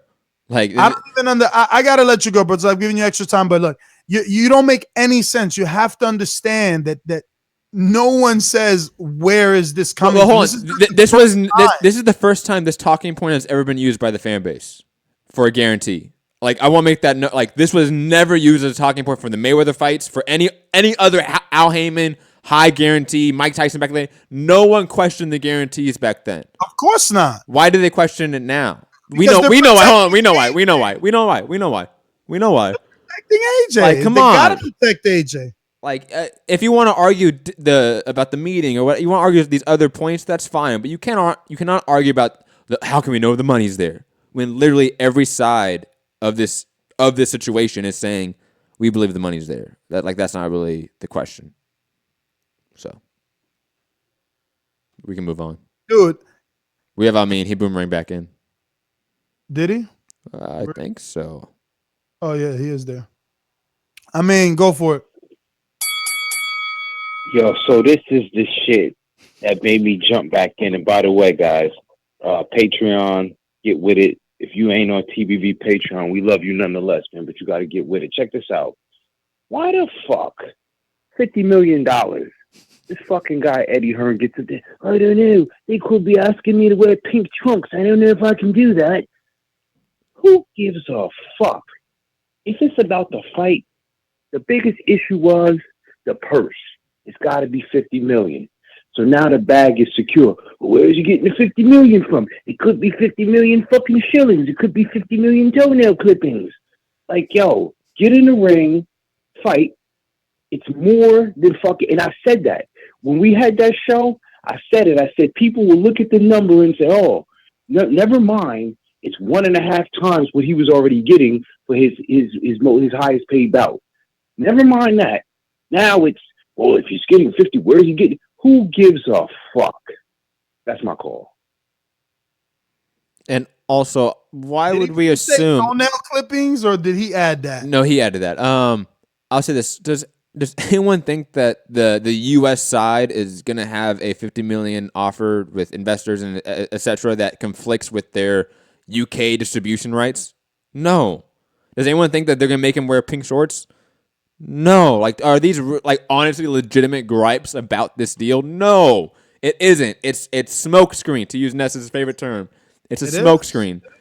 And whenever you say, "Oh, what if he wants us to do an 8-city press tour?" Like, that's unprecedented for this type of fight. Like, what the fuck is wrong with that? I would be, my question back would be like, and that's a bad thing? I know, like, you're maximizing your fighter's monetary gross. Like, why is that a bad thing? For the fight. The thing is, remember, he said it's a $40 million fight, so he doesn't ever want to see it get to $100 million so that he could look like a scammer. Because he's scamming. He's scamming. If it ain't a fucking if it's a $40 million fight, then why you sending a counter offer? Take that 50 and run. They giving you 50. You said the entire fight was worth 40. They giving you 50. I can't wait to see this counter. I can't wait for the fucking counter offer. We're gonna be doing a show in like 10 minutes when this shit comes out, because we're not going to sleep. Quickly, 2 points. 2 points. Only 2 points before we go, because I rarely mention the chat, but I'm gonna mention the chat right now. AO saying, "How do you know, Matt?" I will bet my entire reputation. You know what? How do you know what, though? When I was talking about, like, they're not going to put, like, the pink shorts and all that stuff in the contract. Like, we know that shit. Like, that's ridiculous to say. Man. I'll put this. I would put my entire reputation on the line that they would not make him wear pink shorts. And secondly, the whole cancel meeting, it was a strong arm move to make a checkmate in the checkboard game of this negotiation, and it backfired. It is simply like that. If you think Wilder is ducking, you're ludicrous. If you think AJ is ducking, you're ludicrous. Yeah. But we can go back to I just don't know, man. I don't know. It's the way that they swallow this stuff up and just regurgitate it back. Mm-hmm. It's like it's not even entertaining. It's like recordings, man. It's crazy, bro. Majid in Orlando, talk to me. Yeah, man. I'm just calling in. I mean, I think that yesterday Miller, he ain't look too nice to me. Like he ain't look like shit special. If anything, I'm like, he got a high punch output, but he ain't hitting nobody too hard. And that dude was old, you know. So I don't know. I feel like if he go against Anthony Joshua, he'll get knocked the fuck out. If he go against Wilder, the same thing. I'm like, if anything, if Dillian White don't take that fight with Luis Ortiz, I'd like to see him do it because he ain't show shit yesterday.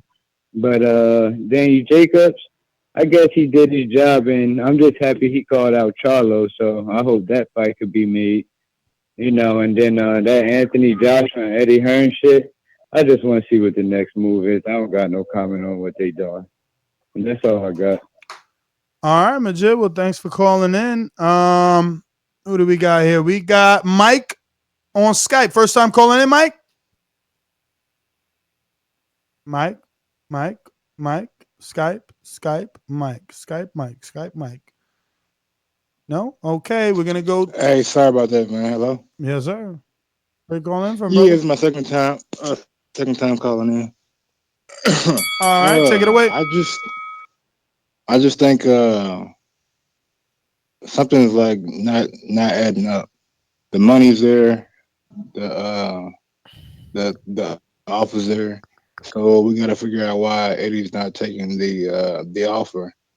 And my personal opinion, I don't know how true this might be, but he says he has a big announcement in the next coming weeks. So I believe that announcement might be AJ signing a deal with HBO, and him being the maybe the vocal point of the HBO trying to get back to where it was in boxing. Because I always try to go with like things that I know. Like we know that offer's been made. We know that Eddie didn't want to say yes to the offer without taking a meeting. So, and we also know that he plans on making a big announcement with something to do with the USA in the next coming weeks. So I don't know how true that might be, but it's just a conspiracy theory that might be fun to play with. It is the possibility of him saying in a week, AJ signs huge 6-fight deal with HBO and they can't release the facts about the finances the way that Andre Ward did with Rock Nation. Even Daniel Jacobs with HBO. I mean, the fact that we know it's 6 fights was because his trainer slipped up. They weren't trying to let that out. So, and think about it this way, Matt. No one stood mad at Adonis Stevens when he went from HBO to Showtime when Al Heyman signed them and took him away. And we were going to get the Kovalev-Stevenson fight. They were in negotiations and he left. So nobody's going to be mad at Anthony. Agreed. I'll just say this. I mean, I remember what it was like 3 or 4 months ago, like Eddie Hearn was going to make a big announcement. Tyson Fury was unsigned. All the rumors were circulating, and we had Eddie Hearn gave like a bullshit announcement about some fight card later on in the year that no one cared about in the U.S., and Tyson Fury signed with someone else. Eddie Hearn is known for going on Twitter and saying, major announcement coming in the next couple weeks, and then it's like some preliminary card announcement bullshit. So I'm not going to hold my breath on an AJ HBO deal because I know Showtime is going to throw the bag at AJ. I know that. But HBO threw the bag at Canelo. and they might throw the bag at what they believe to be the next pay-per-view star. True, they could, but I don't think they will. Believe me, Well, I think they'll try. I think Showtime outbids them. I honestly think Anthony that. Joshua could start doing some pay-per-views with guys like Povetkin and every other guy that we mentioned on yesterday's show. Head on over to iTunes, TuneIn, Stitcher, iHeart, everywhere, even Spreaker now. And Facebook. Always Alexa, forgetting you Facebook. can even get your Alexa to find the Boxing Voice as well. If you use TuneIn, tell Alexa, put on the Boxing. La voz del boxeo. Yep. So do that. Let me go out to some other callers here. We got any ringers? I do not think so. We got the 317-353, 317-353. First time caller. Who's this? Hello? Yes, sir. First time caller. No, it's my second time. I called on the moving and channel. Ladies and gentlemen. Thanks. All right, brother. Go ahead and take it away. Hold on. Name and where you're calling from very quickly. Yo, go ahead. Name and where you're calling from. Oh, Mike, I'm from Michigan, but I watched all the fights this weekend on Fox, ESPN, and HBO. And my favorite fight was the Dogboe fight with the Melodino. But on the Eddie Hearn situation, that shit, I kind of agree with Dude's call about the HBO. I think it's a possibility he could go to HBO, but it'll be a big duck move because Wilder with Showtime. Agreed. Hello? Yeah. Anything else? That's it. You sure, brother? Don't be nervous, man. There's a bunch of fights happen. You ain't watched the Brian Jennings fight? You said you watched all the fights, man. Oh, yeah, I watched the Brian Jennings with the other dude from Philly. I thought dude was going to be trash, but dude was pretty good. But, Yeah, Joey, right? I wish we could see that dude in shape, man. The kind of fat dude. Joey DeWelka. Yeah. Yeah. But then, but Jacobs and Charlo, I like that fight a lot. Hopefully the winner will get Triple G or something. But I got Charlo winning that big, though. I think Jacobs might be too small for him. His arms and legs are small. Like Charlo should be big. I think Charlo will knock out Jacobs. Well, all right, brother. Well, thanks for calling in. That's a lot of people definitely saying that Charlo knocks out Jacobs, man. We're going to go out to Alex. Talk to me. Yo, is this me or the other Alex? No, it's definitely you. I just forgot that you have an intro too, right? Where is that thing? Here it goes. No one can stop me, really. Oh, there's a king croc right there. This croc has enough power in its jaws to whip my head right off. Unique in the sixth round. You gotta be the legend to become a legend. Honestly, it's unbeatable. You gotta be the legend to become a legend. Man, I missed that. Two quick things before I go in on Eddie Hearn because I've got a lot to say about that bloke. But Ness, where's that super chat at, man? I want to buy Casual a case of beer for butchering everyone's name because that's one of the funniest parts of the show. And Stainless, thanks for always giving me shout outs, man. I listened to you on the playback, but I'll quickly burn off about Eddie Hearn, man. That little slimy snake. Everything I've seen from that bloke is just a complete lie. Like the first thing I heard was nobody knows Deontay's name, man. Even here in Australia, at least people that know of boxing, that's one of the first names they ever bring up is Deontay Wilder, even before Anthony Joshua. So I don't want to hear none of that crap. Secondly, first off, you're saying it's a conservative $40 million fight. That's what it is. So Deontay comes out there, makes Anthony Joshua stick to his word and says he'll give him $50 million, which is more than the whole fight, according to Eddie Hearn. And then he words himself so specifically to say, we're interested in that. Let's see a contract. Why don't you stick to your word and say, no, we'll definitely take that? Because according to you, Eddie Hearn, it's a $40 million fight. Your fighter just got offered $10 million than what you said the whole fight was. It's because Eddie Hearn's smart.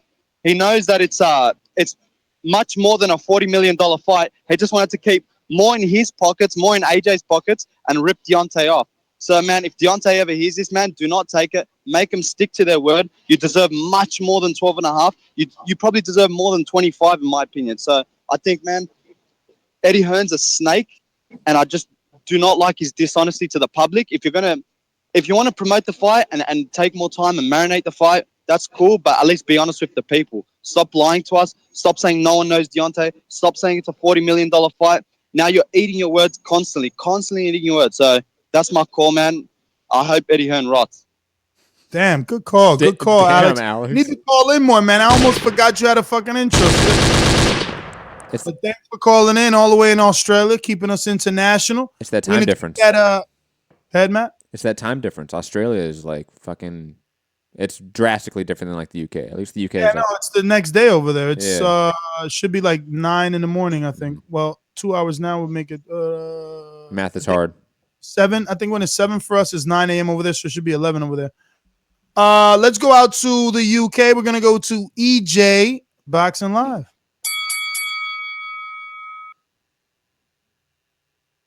EJ. Hello. What's going on, bro? What's going on? You hear me? We hear you. All right, yeah, man. Like, man, I should have an intro already, man. Like, I've been on this show for a minute. I should have an intro, but let me get into it. You call in once a year.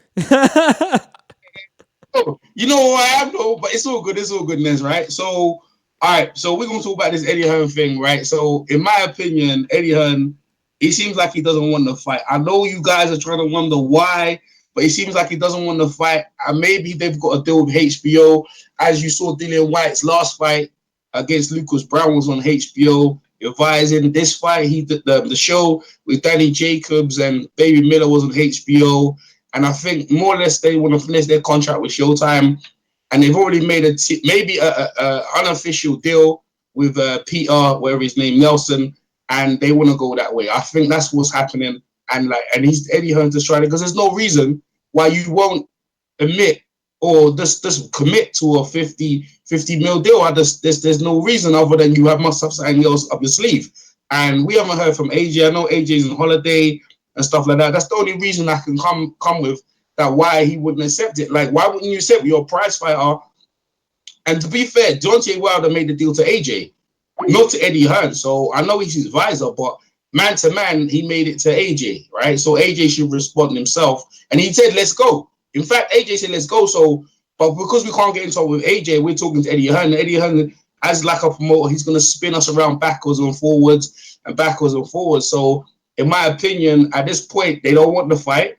They want to go to HBO and try and probably get a big deal there and probably try to make it. You got to understand, Eddie Hearn has put a lot of investment into AJ, and they're going to go that way and just continue to, what Wilder says, milk the cow. And Baby Miller says AJ, what's he called? Anthony G-String, Joshua, whatever his name is. Like, he's trying to get on the fight as well. But the thing is, the longer you leave it, Povetkin and them Russian dudes are there. So either you ain't got really much wiggle room to go where you want to go. Other than that, like I'm disappointed. Eddie Hearn is a press conference tomorrow. I'm supposed to go tomorrow to the Bellew and Hay press conference in Liverpool, and I'm sure Eddie Hearn's gonna spin the media and like this offer was silly. Why do you put it in public? I know why Shelley put it in public. He put it in public because he wants to make everyone know what Eddie Hearn's been doing. Eddie Hearn's been putting everything in public. So because Shelley puts it in public, now there's a problem. Like, I'm not buying it. Like, I know most of the guys in the UK are going to be on it and, like, defend Eddie Hearn. I'm not going to be one of them dudes, bro. I'm just going to tell you how it is. Like, you're a prize fighter. We want to see the fight. If you're going to make the fight, then make it happen. If you're making all these excuses, then you don't want the fight. That's it. You know what I mean? One more thing, because it's my time up. Big up to Isaac Dogboe beating Jessie Magdaleno from the UK. That was a great win. In fact, that was the fight of the weekend for me. And, yeah, man, it was a great fight. So that's all I got to say, Ness. Agreed. That was probably the fight of the weekend. Nestor, heading out to Zulu in Missouri. Zulu, how are you? Yo. Hey, what's going on, Boxing Voice? Hey, quick comment on the fights this weekend, man. I think they were okay. Jarrell Miller, Big Baby Miller. I'm not a Big Baby Miller fan. I just don't believe a guy that's 300 pounds or the heavy end of 200 pounds that doesn't have power and comes directly to you is going to be effective at the top notch. I just think he gets hit too much. I even think Dominique Brazil would probably give him a little bit more than we probably would expect because he gets hit so much. And he's right there to be hit. There's no lateral movement at all. It's just up and down, straight back and forth. And Danny Jacobs, man, I like Danny Jacobs, and I was rooting for him for years. He, and particularly after he beat Peter Quillen and against Triple G when he came 20 pounds heavier after being rehydrated. And there's no shade to Danny Jacobs, but I just don't see him beating Charlo. He gets hit way too much against these guys that really don't hit as hard. And you can't say that these guys are faster than Charlo.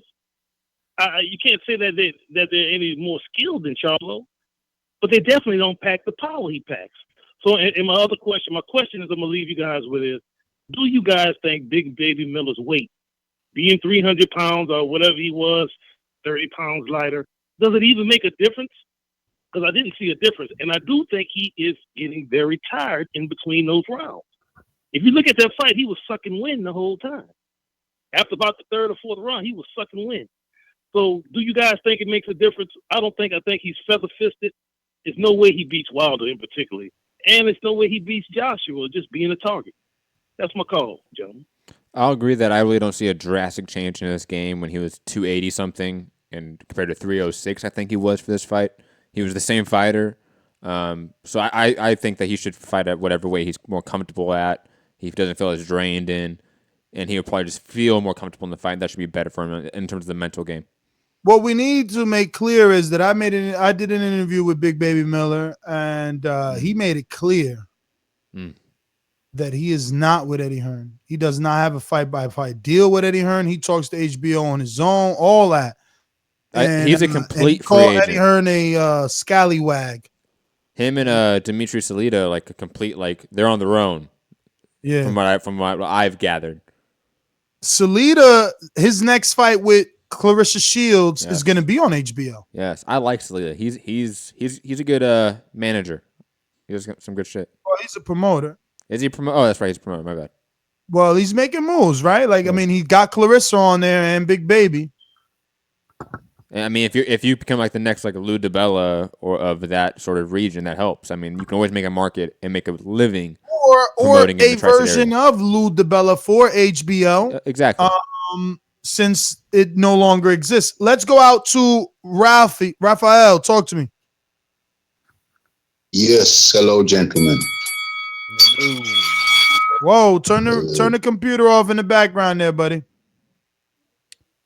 Hang on in the background. Are you hearing some noise or something? Nah, you're good. Go for it. Okay, cool. Yeah, I'm just going to share my thoughts on the Wilder offer. A lot of people type it, but they never say it on the show. So I'm just going to share it with you. Right. To have 50 million in the bag and not be willing to have a meeting, to me, is preposterous. It's outrageous. The money's there, so why would you not have the meeting? So my view on it is that the offer was a dud offer designed to raise the counter offer. Over to you guys. I like that idea. I totally disagree because I don't think Eddie is stupid enough to make a counter offer based off an alleged, according to you, fake offer. So why the fuck would I offer Deontay Wilder more if the 50 million that you say isn't there? So it's like, oh, he said he got 50, Matt, so let's give him a fucking pay increase now. Silly Billy ass. I like conspiracy theories. It is not logical. Come on, brother. Come on. You're gonna take that Matthew shovel out your right hand, please. Don't be his twin. Whoa. Okay, it's logical. If you have 50 mil, you would not turn down a meeting. Not necessarily. If you're trying to strong arm someone to a deal, you might add a stipulation and then you stick to because it's then in the media. You have to Well, they're asking him to simply agree to the money and then they'll meet. No. If you've got 50 mil in the bag, you will agree to the meeting. Come on in, sit down, let's make that deal. You've got 50 mil in the bag. That means that you are expecting to make some serious Hey, profits. Ralph, I have a serious issue with people trying to tell the person with the 50 million how to conduct his business. It's like, yo, you giving me 50, but I want to have a meeting when I say so because I want. No, motherfucker. You want the 50, say yes in this email, and then we'll talk and have lunch. Nah. All right, you then. got the 50. Well, then don't get the 50. Don't get the 50 and look like you're supposed to look. Soft. Because it was easy. It was easy for all you AJ protectors to say Deontay was ducking when he didn't want to take 5 times the amount of money. 5 times. Oh my God. He don't want. That's why your boy don't want to take 5. He don't want to take 5 times the amount of fight AJ. Let me jump in. Let me 5 million to fight Dillian White. Your boy's ducking this. Your boy's duck. Who the fuck is ducking now? You wanted 50. Here's 50 Which is the highest guarantee a heavyweight's ever been offered in the world. Okay, you don't want this fight. Posturing. Your promoter posturing, and you allowing him to do that. It's only making you look bad. No, what's preposterous is your motherfucking icon, sleepy face. Yeah, seriously. Come on. And by the way, Boxing Scene reporting. Yo, just duck out like Robbie. If you tired, I can't. I refuse. Sleepy head. 407. Whoa. Ness. Whoa. What happened, man? I just want to quickly say, Boxing Scene reporting the Jacobs card sold 7,892,000 tickets. That's a good 1,800 jump from when I had the interview with Eddie. He was only at 6. Let's go to another protector. Bully. Oh, not 407? Bully? Yo, no. Yeah, I'm here. Fuck 407. I'm here. Yo, you sound muffled. You sure you hear? You sound very bad right now. Nah. I'm gonna quickly speak on that offer real quick because what I'll say is AJ fucked up. I just saw the interview again, and he started flexing. He started thinking, I'm the A side. I can just say whatever I want, and he didn't know he was playing with the very best of the best in his chess game, and he got hit with that pull counter, and that 50 million got slapped down. And Eddie Hearn was like, God damn, you just do the punching, let me do the talking behind the scene. They fucked up and they on the retreat. And that's the truth. By the end of the day, everyone knows the fight is happening in the UK. That 50 million was a nice little chess move to put a man in check, but it was a soft check. Everybody know that's not no checkmate. It's happening in the UK, and AJ just needs to do the punching, Eddie Hearn needs to do the talking. And that is... Yo, you make no sense. You make no sense, bro. He said the fight's happening in the UK, and it's a $500,000 fight in the UK. That's what you said? No, I said the fight's happening in the UK.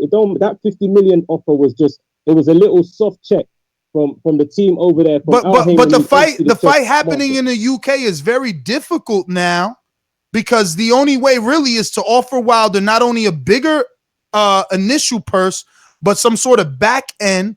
Because again, if they're offering AJ 50 million, how much do you think that they're offering Deontay? Keep in mind, he turned down 12.5. So right there off the bat, we're talking about 60-something mil, dog. Let me jump in. You did hear that he said that he thinks Anthony Joshua and Eddie Hearn are backpedaling and Deontay has him on the run. Like, you heard that part, right? Okay. I understand that. He's on your side. He's on your side. I hope you know that.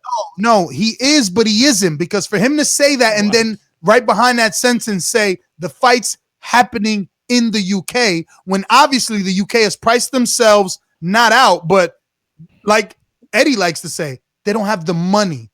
They can't generate the money that the US is willing to put up. So how the fuck is the fight happening in the UK when there ain't no money there? You said the fight is only worth 40. We already got 50 just for one fighter. Why the hell would we fight in the UK now? You get what I'm saying, Alexander?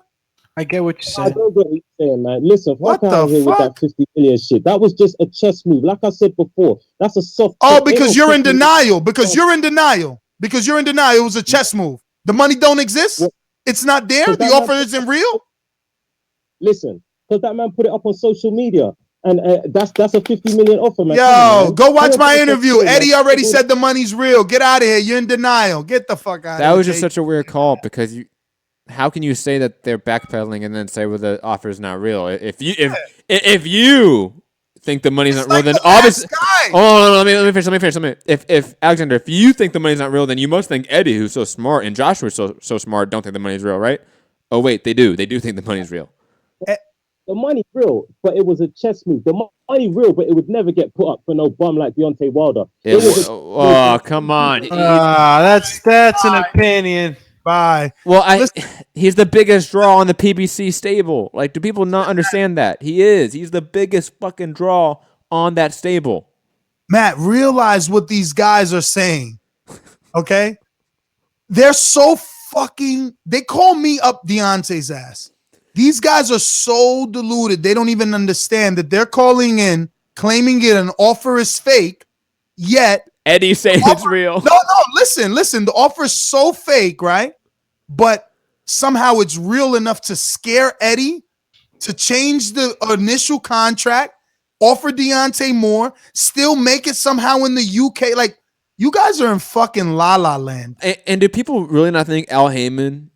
would spend? Do people not think Al Heyman would spend $50 million to monopolize the heavyweight division?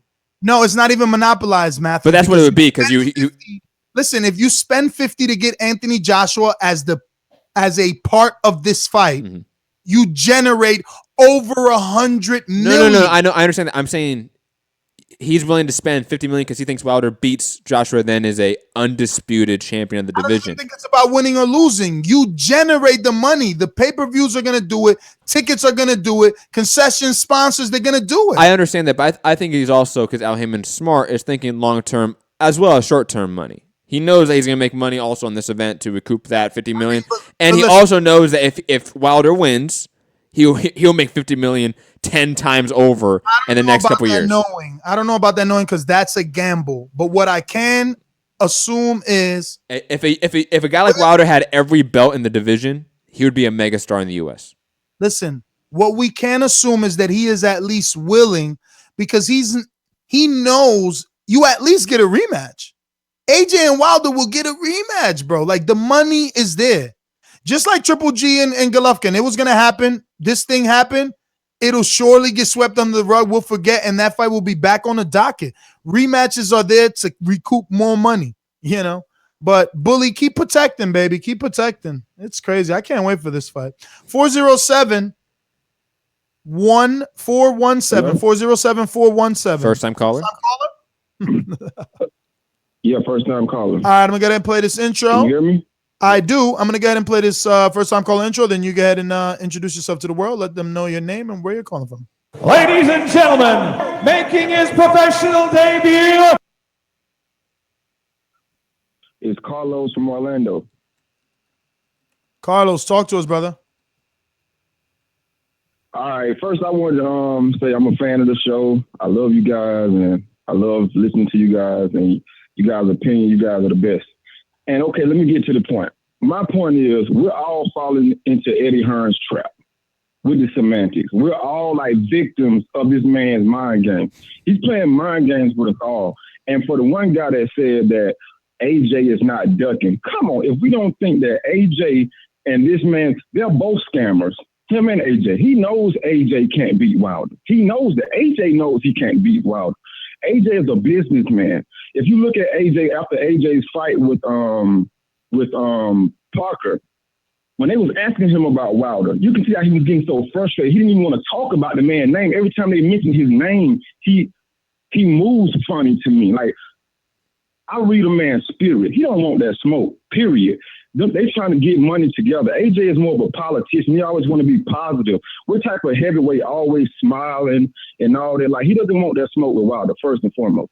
Second off, I think Big Baby Miller is a pawn in Eddie Hearn's game. It's like I saw the interview with Big Baby Miller. It was so staged to me. Big Baby Miller was like, "Oh, I want to fight." Eddie Hearn was like, "Okay, after your fight, call my name out. Say I want AJ." So he's willing to give it, push it over on Big Baby Miller, and probably willing to give him at least 30 to 33% for that fight. But he doesn't want the Wilder fight. You know what I'm saying? It's just the semantics, and like the finish line keeps moving. It's like, okay, Eddie's like, okay, like the one guy from UK said, where he was like, first people didn't know Wilder. Then like, 12.5 million is fair. Then it's like the narrative keeps moving. Every time they, make a checkmate move, it keeps moving with this guy. And we're all falling into his trap. And like, I feel like us talking about this, it's gonna turn the fans off from the fight, and they're gonna lose this fight.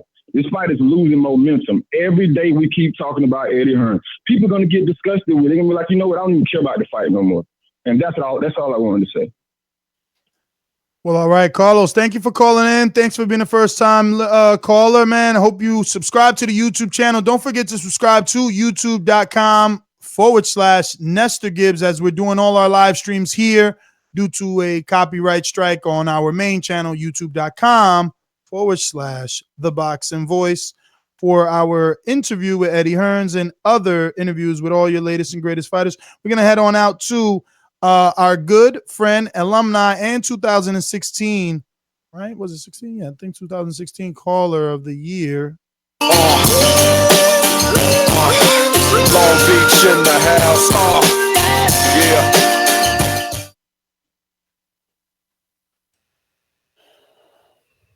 You didn't go to him, Ness? Really? You dropped the ball. I was in the bathroom. Come on, B. That right there shows you dropped the ball. JP, you dropping the ball too? Hey, what's up, fellas? Sleeping over there? I'm ready. I'm in here. He's high. He's high. It's okay. He's on that good West Coast weed. I like the Pac-Man and Mayweather whole couple-year-long negotiation. One of the things I enjoyed in it was the name calling. And so what you had there was like Mayflower and Pacroid and things of that nature. So I really appreciate the UK guys because they're coming up with some good shit for Deontay. And my favorite of all is Beyonce Windmill. I really like Beyonce Windmill. Just wanted to throw that out there. But the whole thing, man, is kind of a fucking semantical dark hole that you could just keep falling into because I think it's just split. 90 seconds. Business that sounds most logical to you. Do you subscribe to the side that says, hey, we got the money you asked for, accept the offer, and then business could proceed from there? Or do you subscribe to the side that says, hey, yeah, we're interested, definitely, but can we talk about it first? Now, me personally, because, man, you can apply all kind of metaphors and shit that apply to this. I personally subscribe to the side that, the metaphor I'll use is if someone offers you a job and they said, here's your dollar amount, take the job. And most of us will be like, okay, all right, I'll take it. But then when you come in the next day, they tell you you got to travel 85% of the time. And you're like, well, shit, yeah, that wasn't what I was expecting. So I subscribe to the side that says, man, I got to see the contract and all that shit first. Let me get on the Big Baby real quick and let me tell you the problem. Because I'm a dude cut from a similar cloth as Big Baby as far as stature. And let me tell you what everyone hates more than anything. A soft, big motherfucker. And so that's why when you the little fat dude on the block, the older cats pick on you a lot because they want to get you tough. And so Big Baby's problem here is that he's a 300-pound James DeGale. And none of us want to see that shit. Danny Jacobs, he's suffering from what I call imposter syndrome. This motherfucker has robbed the bank. He got all this notoriety from falling short. Now, I think he won the Triple G fight. But this motherfucker got all his notoriety from losing a fight to Gennady Golovkin. And we're in a fight where if he just stepped on the gas a little bit, he could have swayed all the judges in his favor, but he didn't. Now he has to live up to this to this monster or to this guy that he's not. And I'll never forget him going down to Sergio Mora and going the distance with Caleb Truax. And now, you know, and look how his reputation has evolved. First, he was this dude, the miracle man, recovering from cancer. You seen his son all the time. Where the fuck his son at? He walking dudes down in the bowels of arenas with his shirt open, Versace and shit. And let me just talk about Triple G real quick. He's never gonna fight Charlo. I don't blame him much, but he won't fight him. You'll see. You got hungry Triple G out here now. Like, hey guys, let's get it on. But remember, JP talking after the bell, and his son. Cut it. Matt hit you with the cut. He must have something against you. I love JP. Come on. But his son was there. I actually got to see him. He was there even Friday for the weigh-in as well. He was wearing like a dashiki too. Yeah, so you slipping, but that's okay. You got them California cookies, man. It's all good. Go to the next one. Tyrone in Pittsburgh, Matt. Tyrone, what up? Tyrone.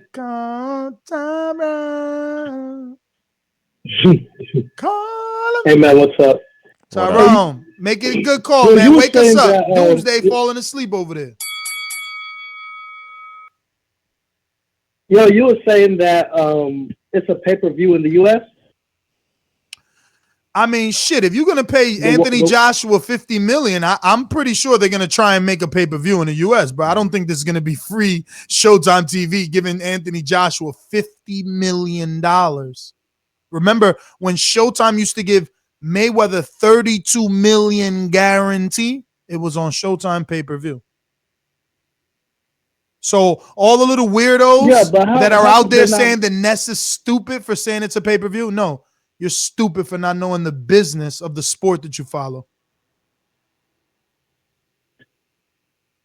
But how come he didn't meet with Eddie Hearn in New York twice?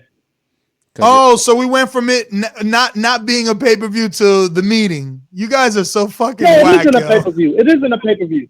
No, it isn't a pay-per-view because he's only making $2.1 million. But I can go down the street right now and ask if anybody know Deontay Wilder. Nobody know it. This is no way in hell it's not a Let me tell you who knows Deontay Wilder. Let me tell you who knows Deontay Wilder, and none of the dumbass facts that you bring up mean anything. The investors. And let me tell you hold on a minute. Can I jump in? Hold on a minute. And remember that Al Heyman gets real investors. There's never been another boxing personality to come into boxing with over $500 million. So many reporters were mad. They were saying he was stealing. So many reporters were mad saying he was stealing and it was a sham. He's not in jail. You guys are still fucking mad. And he still has enough money to offer Anthony Protection Plan Joshua $50 million to lose. And you guys are shitting in your boots for that. Hold on, Ness. Ness, hold on. You're popping blood vessel. Let me jump in here. Tyrone. Tyrone, let me ask you a question. Do you think Adrian Broner is known? Yeah. Yes? Hell yeah, he's known. And why does he not do better viewership than Deontay Wilder? Shovel, you got to shovel. That was a long pause. You hear that? That shovel in your hand. Long pause. How's that long pause? I asked you a question and there was nothing for at least 3 seconds. Watch boxing. More people watch Wilder fights than Broner, yet Broner's not known. Hold on, Tyrone. Because you said Wilder's not known. Those were your words. And then you said Broner is known. Yet one guy does more viewership than the other. Yes, sir. On Showtime. Yes, because they're both on Showtime. Tyrone, you lose. I mean, you say that, but you can't prove that. No, I can prove that. It's called Nielsen Media Research. What do you mean you can't prove it, Tyrone? Would you sit down Tyrone, and pay you have to listen sometimes. If you never paid for No. Hold on, Tyrone. You said I cannot prove that Wilder. Hold on, Tyrone. Let me finish. You said that I cannot prove that Wilder does better numbers than Adrian Broner. Yes, I can. We've done it on numerous shows. You want me to do it again? I said you can't. I didn't say that. I said you can't prove that he should be doing a pay-per-view. That has nothing to do with what we're talking about. No, but you can answer that. But you can answer that. Listen, Tyrone. 1.5. What are you talking about? That wasn't a pay-per-view. So you're talking about regular viewership. That doesn't matter. Showtime. Exactly. He's doing 1.5 million on Showtime. That's not you shouldn't jump from 1.5 million on Showtime to $100. You shouldn't jump. No one's Wait. So you're telling me Deontay Wilder should not do a pay-per-view that's going to give Anthony Joshua $50 million? He won't. And you think the pay-per-view would be $100 pay-per-view when there's only been 2 pay-per-views in history that have been that? Tyrone, the best way in hell. Listen, Tyrone. Well, you just said it was. You just said it was. So why did you say it if you don't believe it will? Man, this ain't a two-way conversation if I can't get it. Anybody can do anything they want. If I want to go and do a pay-per-view, I can put up a pay-per-view right now. My brother and my sister is probably watching. My mom and dad. That's 5 people paying $500. That's a pay-per-view right there, but it doesn't mean it's going to do good. Guess what? Okay, as long as you budgeted for that $500, you fucking good. Because guess who else used to do pay-per-views that no one cared about? That's the thing. You boxing fans are fickle. Just know that you come here because this is motherfucking college and you get schooled, all right? Bob Arum did numerous pay-per-views that no one gave a fuck about. And guess who was the headliner? Julio Cesar Chavez Jr. He did pay-per-views with Carlos Molina, John Dudley, all type of weird fucking names you never heard of, bro. The promoter invests in who they believe. And believe me, with as bad as Chavez's record was or skill set was, he still was a marketing machine for them. Remember, he was with Bob for an entire career and then had an even more lucrative career with Al Heyman while never winning a big fight. His biggest win was Sebastian Zwick. I just want to reiterate, Tyrone, that you said that Adrian Broner is known and Deontay is not known. Yet Deontay does better numbers in every category than Adrian Broner. His defense to that was more people know Adrian Broner that don't watch boxing. That's what you just didn't hear him. That's great, but if they're not watching you fight, then you're not making money off them. Deontay is converting people to watch his fight, therefore putting dollars in his fucking wallet. Exactly. Broner's not doing that. Broner did literally, I think it was around like 65, 70% of what Wilder did with Stavern in the rematch. 1.2 million views on Showtime, which has a third or 2/3 of the subscription base that fucking HBO has. Come on, man. Like it's ridiculous to say that Wilder's nobody and he's not a draw. He is one of the biggest draws in the US, and the numbers show that. Those answers that these protectors come up with, it's pretty great. Ridiculous, man. It's creative. Ridiculous. Let's go to 480-760. 480-760. First time caller. Nope. This is Marcus Slow Straight here to give you what you want. Here to give you what you need. Marcus. Squad. Marcus from where? Marcus from Phoenix, Arizona. Perfect. Thank you. Go into it. Now, I want to bring up a point that Ness kind of brought up the other day, and it made perfect sense. It makes sense of why the $50 million offer was never accepted.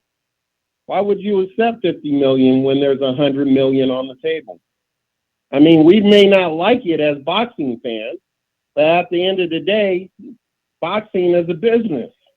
There's $100 million on the table that he has to scoop up before he gets to Deontay Wilder. And unfortunately, we're going to have to sit back, relax, while they collect. It may not be the best situation for us, the fans.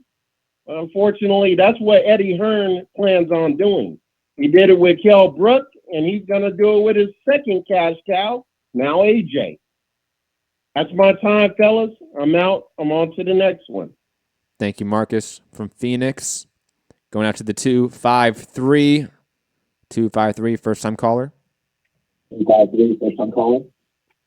Yep. You want to turn down the radio in the back, please? Yeah, got you, boss. Thank you. So, name. I don't know. Hold on, very quickly. Name. Oh, hold on. Sorry. Name and where you calling from? From Tacoma, Washington. Name. Rashawn. Okay, thank you. Go into it. Rashawn. Mm-hmm. All right. So this Wilder situation, it's real funny, real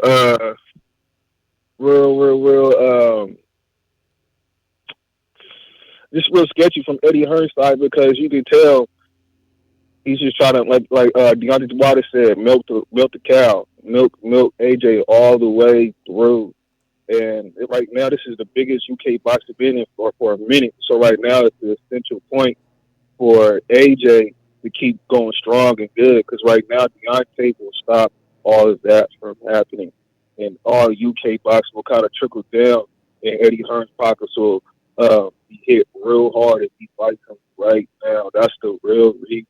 And it's cool if Eddie Hearn came out and said it's a bad investment for him in the long run. But right now, it's the perfect time, but at the same time. So I don't know where he's getting at about marinating the fight. When right now, with heavyweight, this is the best time.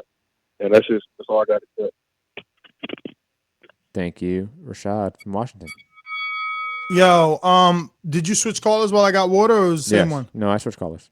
All right. Well, the first one. Yes. Marcus from Phoenix.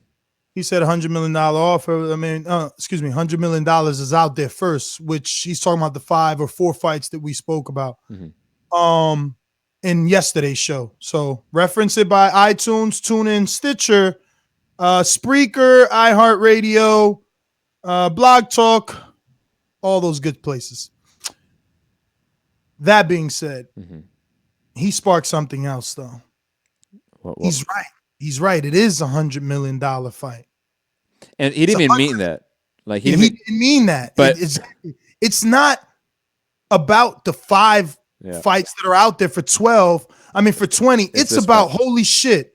Now AJ knows this fight is worth $100 million because Deontay made that possible, right? Because his promoter said, nah, it's $40 million. And they laughed. Between he and Coogan, they laughed. If Deontay thinks it's $100 million fight, well, then bring me $50 million and I'll fight you. Laughing, you said something that now you're being pinned to. So his promoter saying, fuck, bro. Look, mate.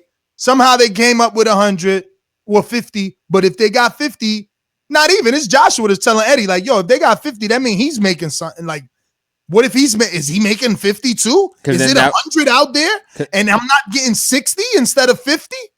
Because it's all about that split. You got to think it comes down to that ego move, and it's the split. That wait a minute, it's 130. Well, wait, why I'm only getting 50?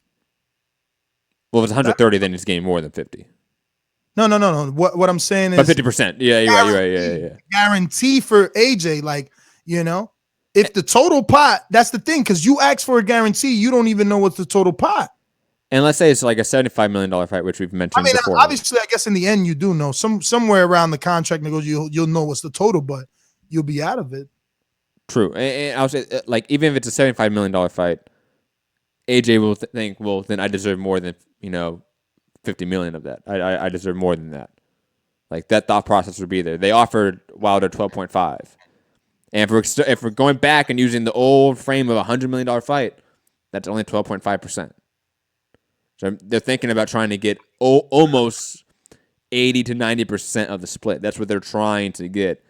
And Wilder trying to whittle that down to more even. That's the basic crux of this negotiation. I just want to see what all these little fucks are going to say when this fight does happen. And we're doing a live fight chat, the biggest pay-per-view of the year, of the decade. And everybody's like, oh, Ness, you think it's a pay-per-view. Eddie owned you. Fucking, you guys are just dumb. So sad that my listeners are dumb. I don't think it's going to break any records per se, but I think it's going to do very well on pay-per-view in the U.S.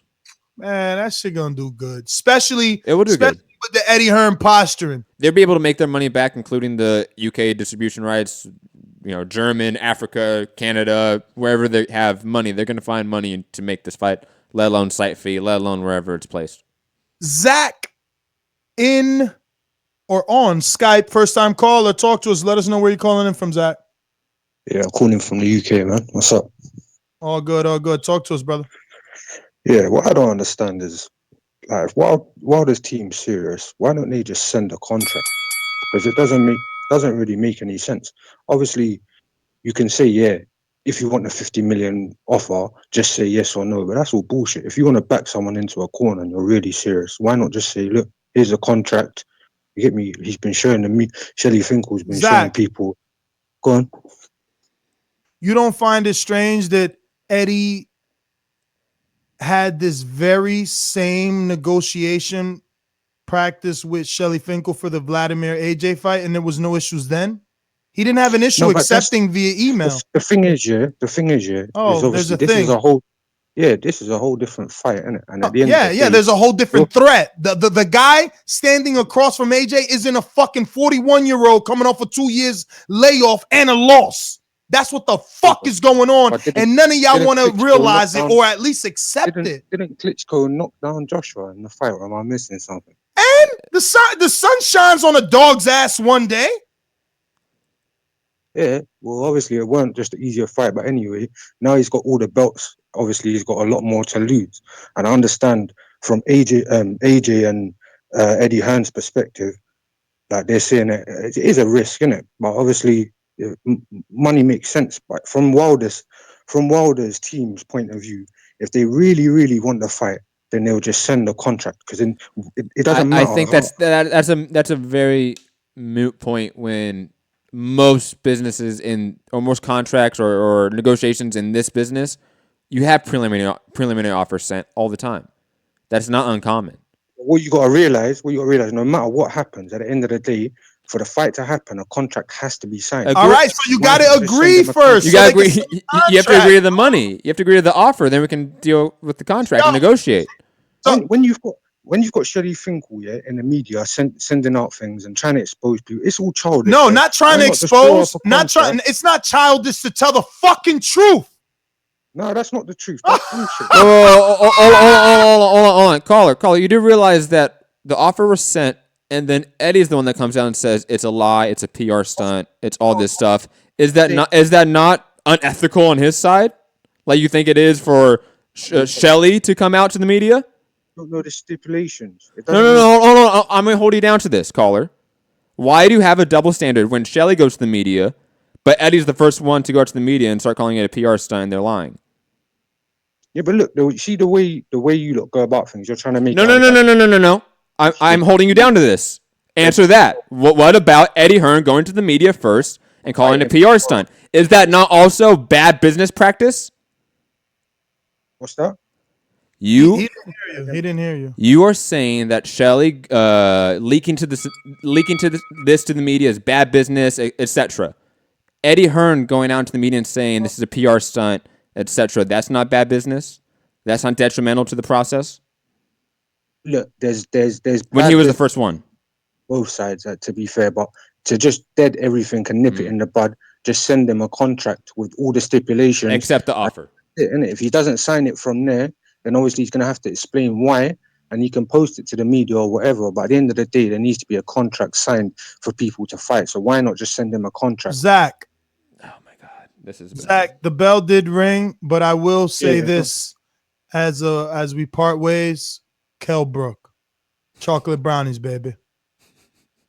That's all I'm gonna say. Because you guys are in denial. It doesn't matter. Skills don't matter. You guys only see nationalism. That's it. You guys only see countrymen. And for all the people in the chat, it's okay.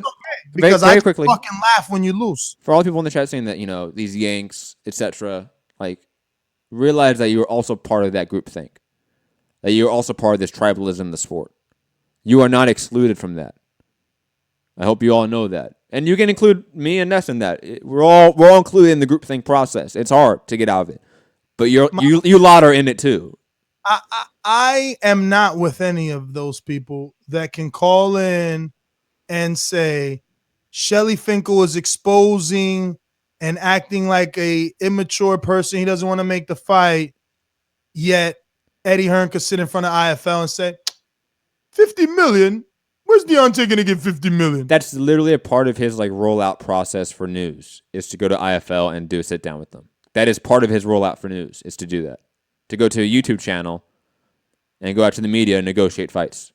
But I thought they don't do that, AJ. Oh, my bad. 814-566. 814-566. First time caller. Yes, hello.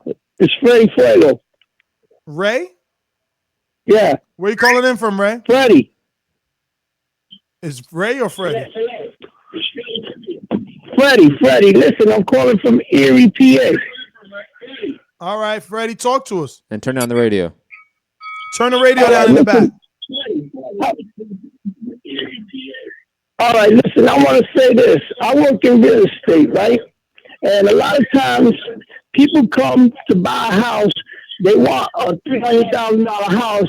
And, of course, they have to bring. Eddie, turn down Freddie. computer. Freddie, turn down the computer or the radio. Plug your However headphones it is in. that you're listening to the show right now, turn it down or off and then talk to us, because as you're speaking, there's echo. Everything you're saying is coming right back out the speakers and into the microphone again. You ready? Let's hope. Freddie in PA. I work in real estate, and a lot of times people come to buy an expensive home, and they have to bring me proof from the bank that they can get this credit. Now, we already know that Al Heyman has that type of money, so it's obvious that these people are. Eddie Hearn is afraid of the challenge.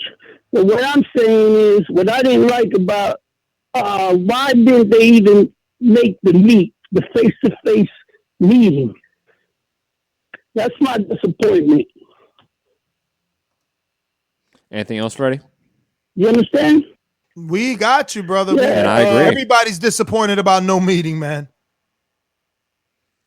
Yeah, but I think it's also a play, man. I think that Al Heyman is looking to, at the same time, disgrace Eddie. You know, he's actually got Wilder's back all the way by letting him send the email. He wanted this to be publicized. I think that they're going to come back with a counteroffer. Like they said, they got 24 hours to accept it. I think that they might come back and say, "Now you didn't take it. We'll give you $40 million." I think it just gains this shit. The fight will take place, and these people from the UK are out of their mind, man. They're all shitting bricks. Thank you, All Freddie. right. Well, Freddie, man, thanks for calling in, brother. We're gonna keep these phone lines moving. Who else we got here? We got Jessie in San Francisco. Hello. Hello. What up? What up, Jesse? Hey, I called in yesterday. Had that analogy for y'all. That's right. The dinner date. Adam ain't even get the axe, Eddie. I got a few things to actually say, but first off, I kind of disagree with you, Ness, when you say, they seen that they were willing to do that 50 mil, and they're like, whoa, wait a minute, there must be more to this. They knew the whole time. It was just a bluff. That's something you tell somebody that they're not going to take. But see, they didn't know that some guy from Alabama was going to be able to get the highest guarantee back behind them. That's all that was. So when it backfired, they were like, oh, we wasn't taking that in the first place. That's why Lou DiBella was so bent on having him say yes, because he knew he had him dead to rights by offering him. And he was like, I got you. Just say yeah, and we'll meet. But here's the thing. Everybody's like, well, interesting, and yes, what's the difference? Well, there's a big difference. Because if you think about it, he could say, yeah, I'm interested. He goes and meets with them. They're like, okay, here's everything on the platter. He can go, well, we're still interested. We'll get back to you. Like, nah, ain't no getting back to me. You know what I'm saying? He can say, oh, we're interested, but we're more interested in this. And they can just change it up.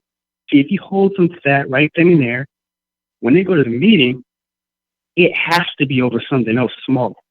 And then that brings everybody else into the details of the matter. And really, all along, it was Eddie Hearn don't want no $50 million. He want $150 million if you're gonna guarantee something, because he knows.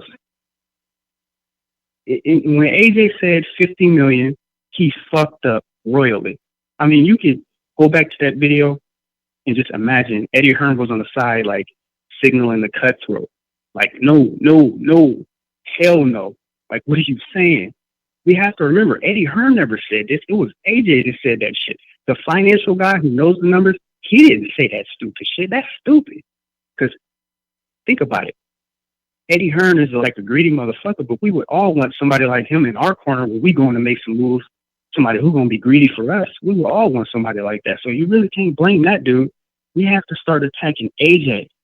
Every time I go on YouTube, I see nothing but Eddie Hearn, Eddie Hearn, Eddie Hearn. I don't even see AJ's name anymore because he's like a lightning rod to all this shit. He dissipates all the bullshit. He's the pretty boy, white boy in the suit. He's like, he's never going to get tarnished. He's like the Teflon Don. So we have to start attacking AJ. I'm talking about Pactar, 09 style, with songs, fucking memes, everything. It tarnished his fucking name completely. Go at him, because if you think about it, every single time AJ opened his mouth, the fight got closer to being made. Every single time. So we need to go at fucking AJ, say fuck Eddie Hearn. My friend punching after the bell, but very good call. Twice in a row, man. Keep it up. You never know, man. We give awards out here, and it's time, too. And I like that last part you said about every time AJ has said something, the fights move closer together. And then Eddie and Shelly and the whole business side of it comes in and fucks shit up. But every time AJ and Wilder have opened their mouth, this fight has gone closer and closer together. Yeah, they got a gag order on AJ. Ever since he did that Let's Roll, he's been put on timeout. Gary in Dallas took his Twitter privileges away. What up, Gary? Now, real quick, because I know Nestor doesn't give a shit about anyone less than 147 pounds. But the Doomsday fight, do you really consider that much of an upset? Because I thought that was like a 50-50 fight going. I know you pay attention to the small weight classes. So, like, didn't you at least think Doomsday had a legit shot of winning that? Maybe you didn't pick him, but you thought he had a shot? I definitely think he had a shot. And I think the vocal minority that were picking Dogboe were definitely completely right in their pick. So but the consensus was Jessie Magdaleno. And Jessie, let me finish. Jessie, after the Nonito Donaire fight, was sort of seen as like that guy of the division because no one else is in that division. So that's what I would say. I just want the listeners to walk with me right here. 90 seconds. As we continue to pull Matt's stats out, right?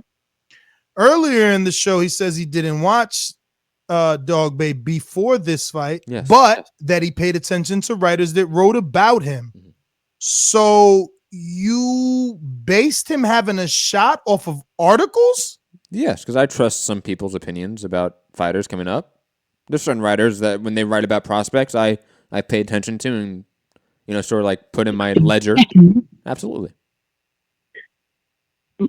Real quick before I get to the AJ Wilder thing, Doomsday has 2 good wins. He's got wins over Javier Chacon and Cesar Juarez. And if you go back to the 2012 Olympics, he was that guy that lost a really weird decision to the Japanese guy where he was winning the fight, and then he just lost the decision somehow. So his name's been around. He's not unknown, right? So he's not like an unknown commodity to hardcore fight fans. Like we kind of knew who he was. But then Dogboe had 2 good wins, one early this year and one late last year, and he was in the Olympics and he lost a really controversial decision that kind of caught everyone's attention to a Japanese fighter. But I wanted to get to AJ and 10 seconds. Eddie Hearn is lying to the point where it's comical, right? Like every single contract, you agree to a number and then I send the contract over. What's the point of sending a contract over if we don't agree on the number? If I said, Matt, come clean my house and watch my kids for the next 5 hours and I'll give you $20. And you said, no, am I going to send the contract over? You know what I'm saying? Like, you only send the contract over once that number's been agreed upon. Right? Like, if someone's, like, I had my house built. I met with the builders. We agreed on a purchase price and a land price, and then they roll with the paperwork. You don't send over paperwork first when you haven't agreed on anything. And this is not Eddie Hearn's first rodeo, so he knows that. So that lie is, like, ridiculous. Like, that is like, if anyone's ever signed a contract, if they've ever bought a house or land or a car, you know you agree to a price, to a dollar amount first, and then the paperwork rolls. So that lie is ridiculous. Then, real quick, I wanted Matt, because I think he's a little more realistic. In the U.S., what do you think this pay-per-view would do? Wilder AJ pay-per-view? Probably around 500 to 800,000 pay-per-view buys. That's a realistic prediction. Okay, so let me ask you two questions about that. Yo, One, keep in mind, Matt thought fucking Canelo Golovkin was going to do that same number. That is not true at all. Me and Doomsday were the only one that pick high on that. No, I picked over 1 million. I didn't think it was due over 2, which I was correct about. But back to Gary. Matt stats. So, real quick. So, you're saying 500,000 at least? Yes. Okay, is it going to be in the UK? Because then we'll be on at 5 o'clock in the afternoon. No. On the East Coast. It'll be in the US. 2 o'clock in the West Coast. It'll be in the US. And there'd be a rematch clause for the UK. So AJ only gets 300 viewers when it's free on Showtime. But now all of a sudden 500,000 people are going to pay $70 or more to watch him? I don't follow that. Well, we saw a jump up. Hold on, let me finish. Let me answer you, Gary, because you asked me a question. We saw a jump up in AJ viewership with the right matchup, a la Klitschko. We saw a jump up in pay-per-view buys with Triple G with the right matchup, a la Canelo. It depends on the matchup and the marination of that fight. If they put a multi-city press tour in the U.S., hold on, let me finish. This fight in Vegas, it will do 500,000 pay-per-view buys at least. Yes. Dude, fucking Bradley versus Marquez did around that 225,000 pay-per-views. You're gonna let Eddie tell you this fucking fight doesn't do? Man, this is frustrating. I'm so tired of this shit. I can't wait till they fight. Marquez has a huge fan base among Mexican American fans. Like, boxing is huge. And where I live in Texas. If you took the Mexican community, bro,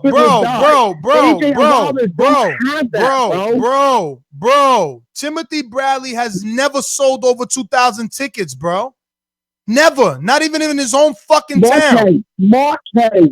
It don't matter. The dance partner was Timothy Bradley. Remember when Gennady fought, I don't know, Lemieux, and it didn't do shit on pay-per-view because of the dance partner. It's the dance partner. And Timothy Bradley.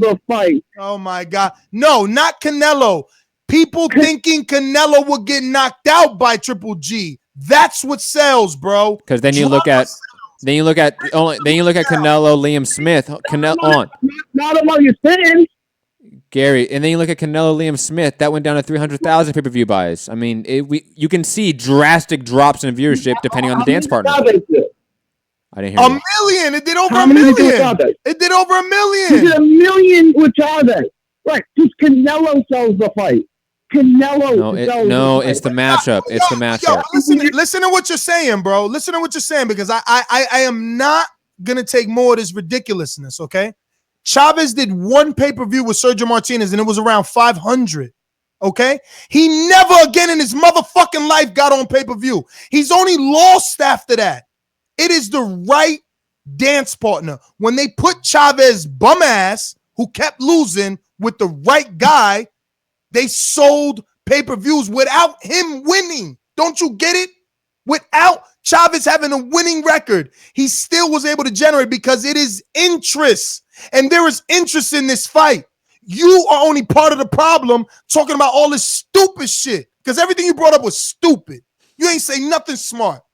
What was stupid, Ness? That Eddie Hearn should agree to the number? No, what was stupid is that this fight should happen in the UK. That's the first thing you said that was dumb.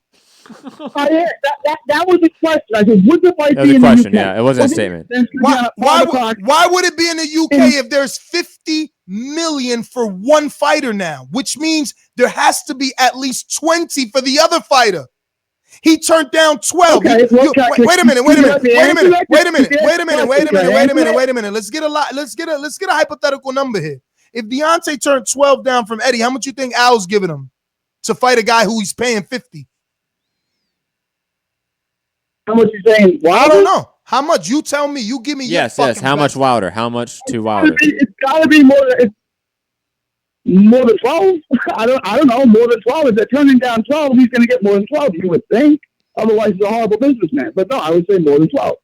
I don't know if that's 15 or 20. I can't see it being more than 20. I don't see a fight doing whatever number it is, Gary. Yeah. Whatever number it is, how is the UK gonna give it to him? Their pay-per-views are 20. AJ Klitschko do? But hold on, we can scratch all this. Hold on, Gary, we can scratch all this because Eddie Hearn is on record saying there's more money in this fight in the U.S. Sure. Okay. So it's going to be in the U.S. It might be, yeah. I have a problem with that. Wait a minute. I can't take this shit no more. I have a problem with that. And we do need to hit drive-by. All Matt got to do is come in and say Eddie Hearn says, and it's like, all right, well, this fight's not in the UK, it's in the US. What the fuck is wrong with y'all? No. Eddie, your daddy? Like Eddie Hearn? No, first Eddie says it's not a big fight, and it's only a $40 million fight. No, Ness, you're crazy. Matt, you're crazy. It's only a $40 million fight. Oh, shit. Eddie says it's a $100 million fight now. No, it's a $100 million fight now. No, shit. Eddie says now it's going to happen in the UK. Oh, okay. It's back in the UK. No, Eddie said it's in the UK. No, wait. He said in the US. It's in the US. So, because Eddie said it's good. You guys are fucking mummies, like puppets, weirdos, bro. I can't take. Hold on. No, it's already 3 hours and a half. We don't even got to go to drop by. I'm out. Fuck this shit. 3 hours and 40 minutes. Whoa, no, we gotta go. We gotta go. We have 3 callers left. Why, Matt? Why? We're gonna hear the same shit. It's like they're putting a tape deck into the phone and just playing it over and over. Well, these are Americans. Eddie Hearn said it's 40 million. 12.5 is good. Wilder should take it. Eddie Hearn said he's gonna make a count. Why can't we just meet? Yo, bro, how many hours of this shit, bro? I'm single now. Like, I don't got time. I'm ready to sling some dick. Y'all bugging. I ain't got time. I want to hear y'all crybaby shit because the same thing gonna happen. They're gonna fight and then y'all gonna be crying. Blood vessel popped. You're gonna be crying. Your whole bubble gonna be burst. None of them dudes never lasted. Never. Name one. They never ever fucking last. Only thing that lasts is your hope. Your punk ass dream. What? That you invest into them dudes. Yo, Ness, you get so amped up. I love it. I love it too. They don't understand. They think I'm mad. This is passion. No, this is you like. It's not dumb. Like, I'm not about to fall for another Kell Brook smokescreen. No. Going out to the 385. First time caller.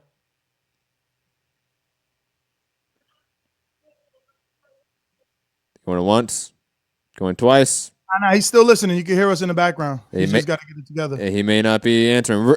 We're getting out of here. It's been 3.5 hour show. Rod, North Carolina. 3 hours and 40 minutes, kid. And we hit no drive-by for any of you. Hey, Nick. Yo. Hey, Nick, you ain't going to hear the same shit from me, brother. I totally agree with you. Totally agree with you. Everything you've been saying for the past 3 or 4 days.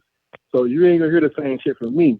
But what I want to know, honestly, you and Matt, honestly, what do you think we're going to be talking about on the TBV podcast in December? Are we going to be talking about a great fight that happened between these guys, or are we going to be talking about Eddie Hearns getting outmaneuvered by Al Heyman and just saying, hey, forget it.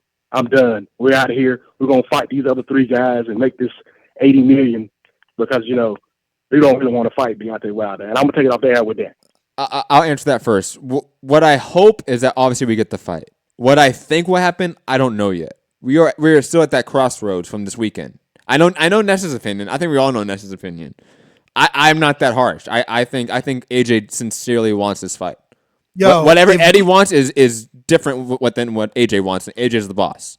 So I'm hoping AJ does what he should do. If come Wednesday, Thursday, we're still talking about this, Yeah, it's not looking good. Matter of fact, if that announced, if we're still talking about AJ Wilder not being official before that announcement, I'm riding with the announcement being AJ's packing bags. He's out. AJ signed the HBO deal, and Eddie's going to say, look, we gave Showtime an opportunity, but they could only get us 380,000, 334,000 viewers, and we put Dillian White versus Lucas Brown on HBO, and he did better numbers. So it's not our fault. We love Steven Espinoza. The door's open to do business again, but we got to go what's better for our guy. It's business. It's business at the end of the day. I think obviously as we get closer to that, a U.S. international star, Nestor. Okay, I gotta take him to HBO. Obviously, if those two things happen, we don't hear about any further negotiations with this fight. It's still sort of stalemated, and we get closer to this announcement. I agree that conspiracy theory will seem like it has more legs. Going out to B. Pauly in Pontiac, Michigan. Last caller of the show. No. We got other callers on Skype. Oh, damn. And real quick, real quick. You guys need to call in even more because Eddie tried to play us talking about, really, you get callers? Like, we don't get hundreds of motherfucking callers. Like, he's disrespectful. He's trying every tactic in the book. Hashtag Lil Channel. But let's not forget the only meeting, Eddie, that you allegedly have had for this fight has been on our channel. No, but how do you take shots at a show, right, about the number of callers that call in when you're one of the fucking callers? And what other channel on YouTube has more callers than us? No one. No, why don't you ask Eddie what other show he's calling into? Shout out to IFL for their 0 callers on their 0 shows. Well, I'm sure they would have a big show if they did it. They have plenty of big enough. Then why don't they do it? B. Pauly. Yeah. What up, though? My bad, man. I was trying to dodge them walkers, man. There's a lot of walkers out here. These UK fans, man. Some of these US fans too. Just walkers, man. Walking dead, following behind Eddie Hearn. They scared of Lucille, dead, man. Listen, they scared of Lucille, boy. I'm telling you, boy. Listen, what up, man? What up, Ness? What's good, the homies? TBV, man. TBV, y'all my dudes. Actually, I was just about to touch on that, too. What other channels you got Eddie Hearn out here? Eddie Hearn, I heard him in an interview talk about Shelly. See, I almost called him Shirley Winkle. Shelly Finkel, and you were talking about how he old school and this and that, and it's a new wave. Well, Eddie Hearn, you better get on board, boy. You don't be disrespecting the Boxing Voice and all the callers, man. We call up to this piece all the time. We the new wave. It's new media. So he need to step into the future and start investing more in these YouTube channels because y'all the ones out here beating the drum for these fights. You don't see Max Kellerman and Stephen A. Smith on ESPN talking about this stuff every day. We hear it right here on YouTube on the Boxing Voice, on new media. You feel me? So they better, Eddie Hearn and all these old cats, y'all better put some respect on the new media because it's a whole new wave. Matt, Nestor, y'all putting up a lot of numbers. Got a lot of influence. Keep grinding, man. Don't let these guys just stump on y'all like that. Ness went in the ring with Eddie Hearn the other day and was hitting him with them body blows. Woo! I'm telling you. TBV, new media, y'all up, man. Keep doing y'all thing. They better put some respect on y'all name because y'all the ones out here making the noise. Y'all the ones made the deal. Y'all did it. Well, thank you, B. Pauly. And I want to remind you guys, if you want to come out and party with us, we're going to be live in Los Angeles, Carson, California, StubHub, Cinco de Mayo, second year in a row, TBV doing its live little YouTube show, live from one of the biggest fighters in boxing, Gennady Golovkin, where he puts all his titles on the line, defending him versus Vanes Martirosyan. We'll be in LA. Bring a cone, baby. We're in the parking lot of StubHub, so you know we could blow down. It's tailgate party season. We're giving away free TBV gear. We're going to have boxing fan apparel gear. We're going to have Triple G paraphernalia. So definitely come out. It's absolutely free. It's in the parking lot, fellas. So look for the Chivas Regal paraphernalia. Don't know what that logo and stuff looks like, what you need to do is Google it. Just Google the logo so that you know what it looks like and you find it. But we're going to be in the middle of 2 Chivas Regal trucks. We're going to be on a 8x12 stage, and I want you to come on stage with us. I want you to do exactly what you're doing right now. I want you to, not call in, because you're going to walk up, sit on stage, probably next to Matt, you know what I mean? And be on the show. You're going to be live streamed on YouTube, on Facebook, all this stuff. It's going to be great. Right, that's right. And it's going to be recorded by Titan Media, who has recorded all our appreciation nights. So you will be on camera. So smile for the camera. What else were we gonna say? Oh yeah, we could totally, since it's Lainez, right? Like we could totally turn it into like an AJ show. Like everybody could just give their Lainez Triple G prediction and then strictly get into their AJ Wilder prediction. I mean, we're gonna be doing a live boxing talk all for a whole 2.5 hours. No, 2.5 hours. Oh, they changed it? Yeah, the schedule that I received that we received shows a 2.5 hour window, but we can get to that later. That's maybe an untitled topic for tomorrow at 7 p.m. Eastern on patreon.com / the Boxing Voice. It's basically a show about anything. It's what Overtime was on steroids at a set time every week, once a week. Cannot miss it. It's quickly becoming our most demanded show on Patreon. Yes, people are enjoying it for sure. And like Matt said, I just want to reiterate, every Monday, 7 p.m. Eastern time, live on Patreon only. Yeah, we're making it happen. What's this going to be, episode 4? Yes. Yes, it is. And for all our patrons, make sure you check your emails and stuff like that, because we also did an overtime episode. We got a lot of product out there. You know what I mean? We're gonna head on out to. I'm gonna go to this guy Trends first. Trends. Yeah. Hello. What up, brother? Where you calling in from? Sound like the UK. Yeah, UK, London, man. London. Good? What up? You protecting AJ? Hell no. You know what? Actually, let me say that. AJ, I think he wants to fight. It's Eddie Hearn that don't want to fight. Because AJ in his eyes, you can see that he wants to fight. You can tell he don't want to let the fans down. So yeah, 100% I say he wants to fight. However, Eddie Hearn, he wants to be part of that promotion. With the 50 million coming from the US, he's not involved. USA could decide, we want a different promotional machine. So Eddie Hearn, take a back seat. You understand? Eddie Hearn moves slimy. Always. If you look back, I don't know if you don't know, but Ricky Burns versus Broner. Broner was going to take over the 135 pounds. But Ricky Burns, what did he do? Ducked him twice. He went from 130 to 135 until he ducked Broner so far, bro. It was ridiculous. 3 times. It was 3 times. Yo, and Eddie, what did Eddie Hearn do? What did Eddie Hearn do? He gave him Dillian White instead of Ricky Burns. Oops. Yeah. Don't cut me off, Matt. I meant to say Dillian White, because in this version of the fucking story, Dillian White's name is Gavin Reese, man. I know. Eddie is notorious for this. This is what he does. His name is Eddie Duck Goose. I forgot about that. You gotta duck his goose, okay? He not letting you get that golden egg.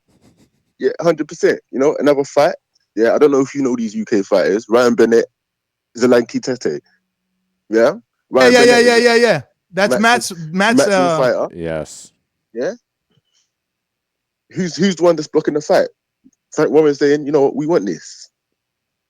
Matchroom saying, nah, we don't want this yet. We don't want this yet. Do you understand? Kell Brook, Errol Spence. With the same thing that's happening now. It was Kell Brook that made that fight. Matchroom didn't want it. They were like, Kell Brook's going to move up in weight. Eddie Hearn was in a million IFL videos saying, well, I mean, Kell Brook should really move up to 154. If I was him, he would move up to 154. I mean, it's better if he moves up to 154. He didn't want fucking Kell to take another loss to Earl because he's smart. He knows business. He wished Anthony had another division to run to. Yes, 100%. He's even done it again. Frank Buglioni versus Anthony Yard. Frank Buglioni said that he wants to fight. Anthony Yard said he wants to fight. What happened? Oh, you know what? Fight Hosea Burton first, and then we'll fight you. Exactly what you're trying to do to AJ. Fight White, and then we'll fight you. Listen, man, they're just trying to throw obstructions into the situation. And I think, like I said, look, Eddie Hearn shouldn't even be involved in the negotiation. He's a promoter, not a manager. So where's AJ's management team at? That's what I say. Where's AJ's management team at? Yeah, and yet he wants to talk about me, right? He says, "Oh no, you're biased." He's funny as hell. I love him anyway. I love him. He says, "No, you're biased." Yet he was slandering Al Heyman on video. I can't believe that shit. You know what he's trying to do? He was like, "Why would I be getting it? Why would he be bouncing a check? Is he violating the Muhammad Ali Act?" I'm like, holy shit, what a sleaze bag. Anything to deflect. Anything to deflect. Smart. No, he's not smart. He's not smart. No. You have to be very careful with someone like that. You telling me he's gonna throw Al Heyman under the bus just to deflect? Bro, he's trying to like insinuate that this man does illegal boxing business practices. That's fucking insane, dude. Yeah, I see where you're coming from. But what I say is, Eddie Hearn's meant to be new school boxing. You understand? The social media boxing. The old school guys, they don't really get involved in that too much. Do you understand? So Eddie Hearn doing everything he can say, you know what? You lot are old school. Things ain't done like that no more. We do this things my way. And in the UK, Eddie Hearn can say he's an A-side. But in this situation, this is the first time someone's put Eddie Hearn in this place. I say, you know what? Now, we put the money up. What are you saying? Show me something. Say yes. Eddie Hearn can't commit to no yes. Because he knows once he says yes, once AJ says yes, he might not be involved. He might not get the money that he gets. Because as a promoter, he might not be involved at all. They don't need him anymore. AJ contract already up anyway. He keep playing and posturing. AJ gonna walk and take that 50 without his ass. Exactly. And you probably go to Box Nation or something else. Yo, hold on a minute. I don't mean to cut you off. This fucking loser right here, you a straight loser, B. Because I don't even call dudes losers unless I'm in their face where I'm able to smack them if they say something or look wrong. But how you gonna say I ain't have this energy with Eddie when I was in front of him when this is the way I fucking started the interview? Do you have an issue with TBV? Yes or no? That was the way. The first thing I said is there a misconception or you got a fucking issue with us? Get the fuck out of here, bro. You guys look, I'm not afraid. That shit I'm not supposed to be here. Yo. That's the difference. I ain't go to school for this shit. I'm forcing motherfuckers to talk to me, and you guys are mad. And you still call watching. Me stupid. You don't like my vocabulary, but I force the people you love to talk to me. And guess what else they do? They fucking call me and text me too. And you're jealous. You fucking mad. I need the camera on emoji now. You mad. You definitely need that. Yeah. So Eddie Hearn don't want to accept no offer because he wants to be involved in it. He wants to be the main promotional. He wants to be up on the stage, getting his name out there. Eddie Hearn promotion. That's why he's signing up all your USA fights. Because if AJ lose, he ain't got no one in these stables. Nobody. There's nobody that the crowds are gonna watch or pay pay-per-view to see. If anyone can name me a matchroom fighter that everyone wants to see and pay-per-view, bring them up. But AJ and Kell Brook were his only ones. Now he's signed what, Amir Khan? Hell no. Denny Jacobs here in the UK? Hell no. Nah. It ain't happening, man. So he's running scared right now. Running scared. Eddie Hearn does not want that fight to happen, no matter what. So I just say, look, talk to AJ's management direct. Don't be talking to Eddie Hearn. Talk to AJ's management to get that yes. Sooner or later, it's gonna happen, bro. They're gonna bypass Eddie if he keep. They're gonna smoke him out. It's like Wilder said, bro. They'll smoke him out. The 50 million you can't ignore. But listen, we got to let you go. Definitely got a bunch of overtime time on the time. It's time to go. Finally. Matt, I really wish we lived closer, bro. Yo, contact Aaron. He wants some help. Okay, I'll contact him. Oh, what size? Let me see. He needs a shirt. He better remind me on packing day. Anybody in LA that I fucks with, you know if I fucks with you. My man, what's his name? Your name, you know, I ain't even saying your name because you know I don't fuck with you for saying that I was fucking acting like it. So you ain't getting no shirt if you in LA. How about that? Now, But anybody else, if I fuck with you, remind me on packing day. Packing day is Thursday, all right? Because we leave Friday morning. So I'll be packing Thursday night after the show. So if you know I fuck, don't embarrass yourself either. Don't embarrass yourself. I'm talking to you. Don't embarrass yourself. If I don't fuck with you, don't call in here Thursday show like, yo, Ness, bring me a shirt. You know I don't fuck with you. But if you fuck with me, I'm bringing you a shirt. It's that simple. Can I get some shirts? That'd be nice. Yo, I think I give you a shirt every time I see you, bro. You or Enrique? I know, and you treat Enrique really bad, and he always got a shirt for you. Time out. And let me come in, Ness. Let me come in. And, wow. And he was thinking about that too, because he had a whole bunch of shit in his mind. I always rep Boxing Fan Apparel. I always shout out. Hold on, Ness. Let me finish. I have every single show. I shout out boxingfanapparel.com and patreon.com/boxingfanapparel. Hold on. I always shout out his business.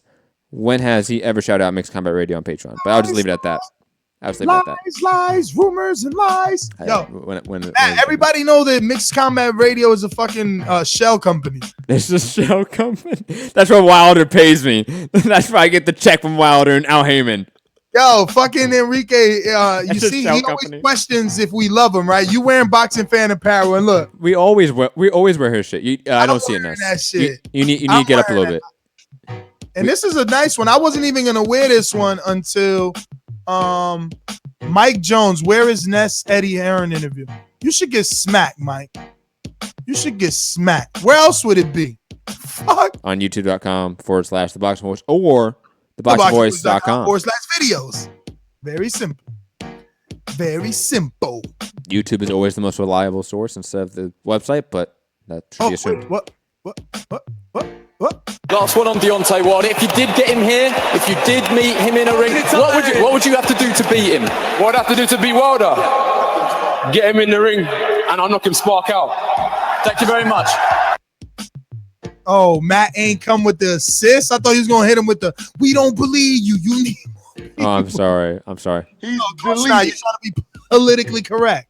I was looking down my phone, like, being high. So yo, don't forget to hit the thumbs up button. Don't forget to subscribe. YouTube.com/ThaBoxingVoice. Don't forget YouTube.com/Nestor Gibbs. That UK guy just gave Nestor Gibbs a happy ending. You can't trust all UK guys. Some oh, what an asshole. Some still gonna snitch. Fucking asshole. What do we got here? Christopher. Wilder Wi-Fi loaded. Dry nose on his face. Yo, I can't wait till they fight. Because you guys used to say the same shit about Kell Brook. Like, remember? Do you not remember? You can't handle the truth. And it's funny that caller did call. You're right. He does have me excited because he reminded me about Ricky Burns. I remember Broner chasing Ricky Burns 2 divisions, bro. Hilarious. He never got that fight. They sold that loss to Crawford. I am your host, Nestor Gibbs. Find me on Instagram and Twitter. Switter. Yeah. Switter. What's Twitter, Ness? I never heard of Twitter. Twitter is the new. Damn, that's that hot shit. That's these cookies. But yeah, find me on Instagram and Twitter at NessGTO. I am Matt, the Hipster Hunter. You can find me at Mixed Combat News on Twitter, Matt Hunter TBV on Instagram, Mixed Combat Radios on Patreon, SoundCloud, YouTube, iTunes, etc. Shout out to my show company, Hipster's Gaming Channel on YouTube and Twitch, and obviously go to Boxing Fan Apparel on Patreon.com and obviously BoxingFanApparel.com. Peace. Man, a lot of BoxingFanApparel.com. Hey, like I said, I have always shouted out the website. Are you gonna tell Enrique that this is like your formal apology? No, I don't need to apologize. Go to the show, man. Like I shouted you out 8 times. That's how you trying to make. No, I don't need to apologize. But that's that's an untitled topic for tomorrow, maybe. Shout out to Kanye West. Yo, look at this guy. Ness turned to Macklin for help, and he put him in his place. No, the other guy from the UK that came on the same flight with Eddie isn't gonna back Eddie. Stupid, man. I mean, don't you guys call people as dumb as you Muppets? That's what you guys say. I'm gonna start calling y'all Muppets from now on. That's what they say, right? Yeah, it's so lame. Like that's. Nah, I like it. You like it? I'm not a big fan of Muppets. I like Cunt better than Muppets. Like that's at least. It's a little aggressive, bro, and I feel like that's dirty. You know what I mean? Like, I don't know. Like you ain't calling me no pussy over here. I'm gonna fuck you up. So you call me a cunt, I'm taking it like you calling me a pussy because it is the same thing. What about like wanker? Like that's always funny. Wanker is like a masturbator, bro. Yeah, like, but it's a funny word. Like it's funny sounding. Like I don't care. Yeah, but who wants to be known as a fucking masturbator? Like, are any of the things that these people are going to say to you going to be good? No. Exactly. Don't say you ain't got nothing nice to say. Don't say it at all. I'll pick the ones that make me laugh. Yo, we're out, man. Peace. Peace.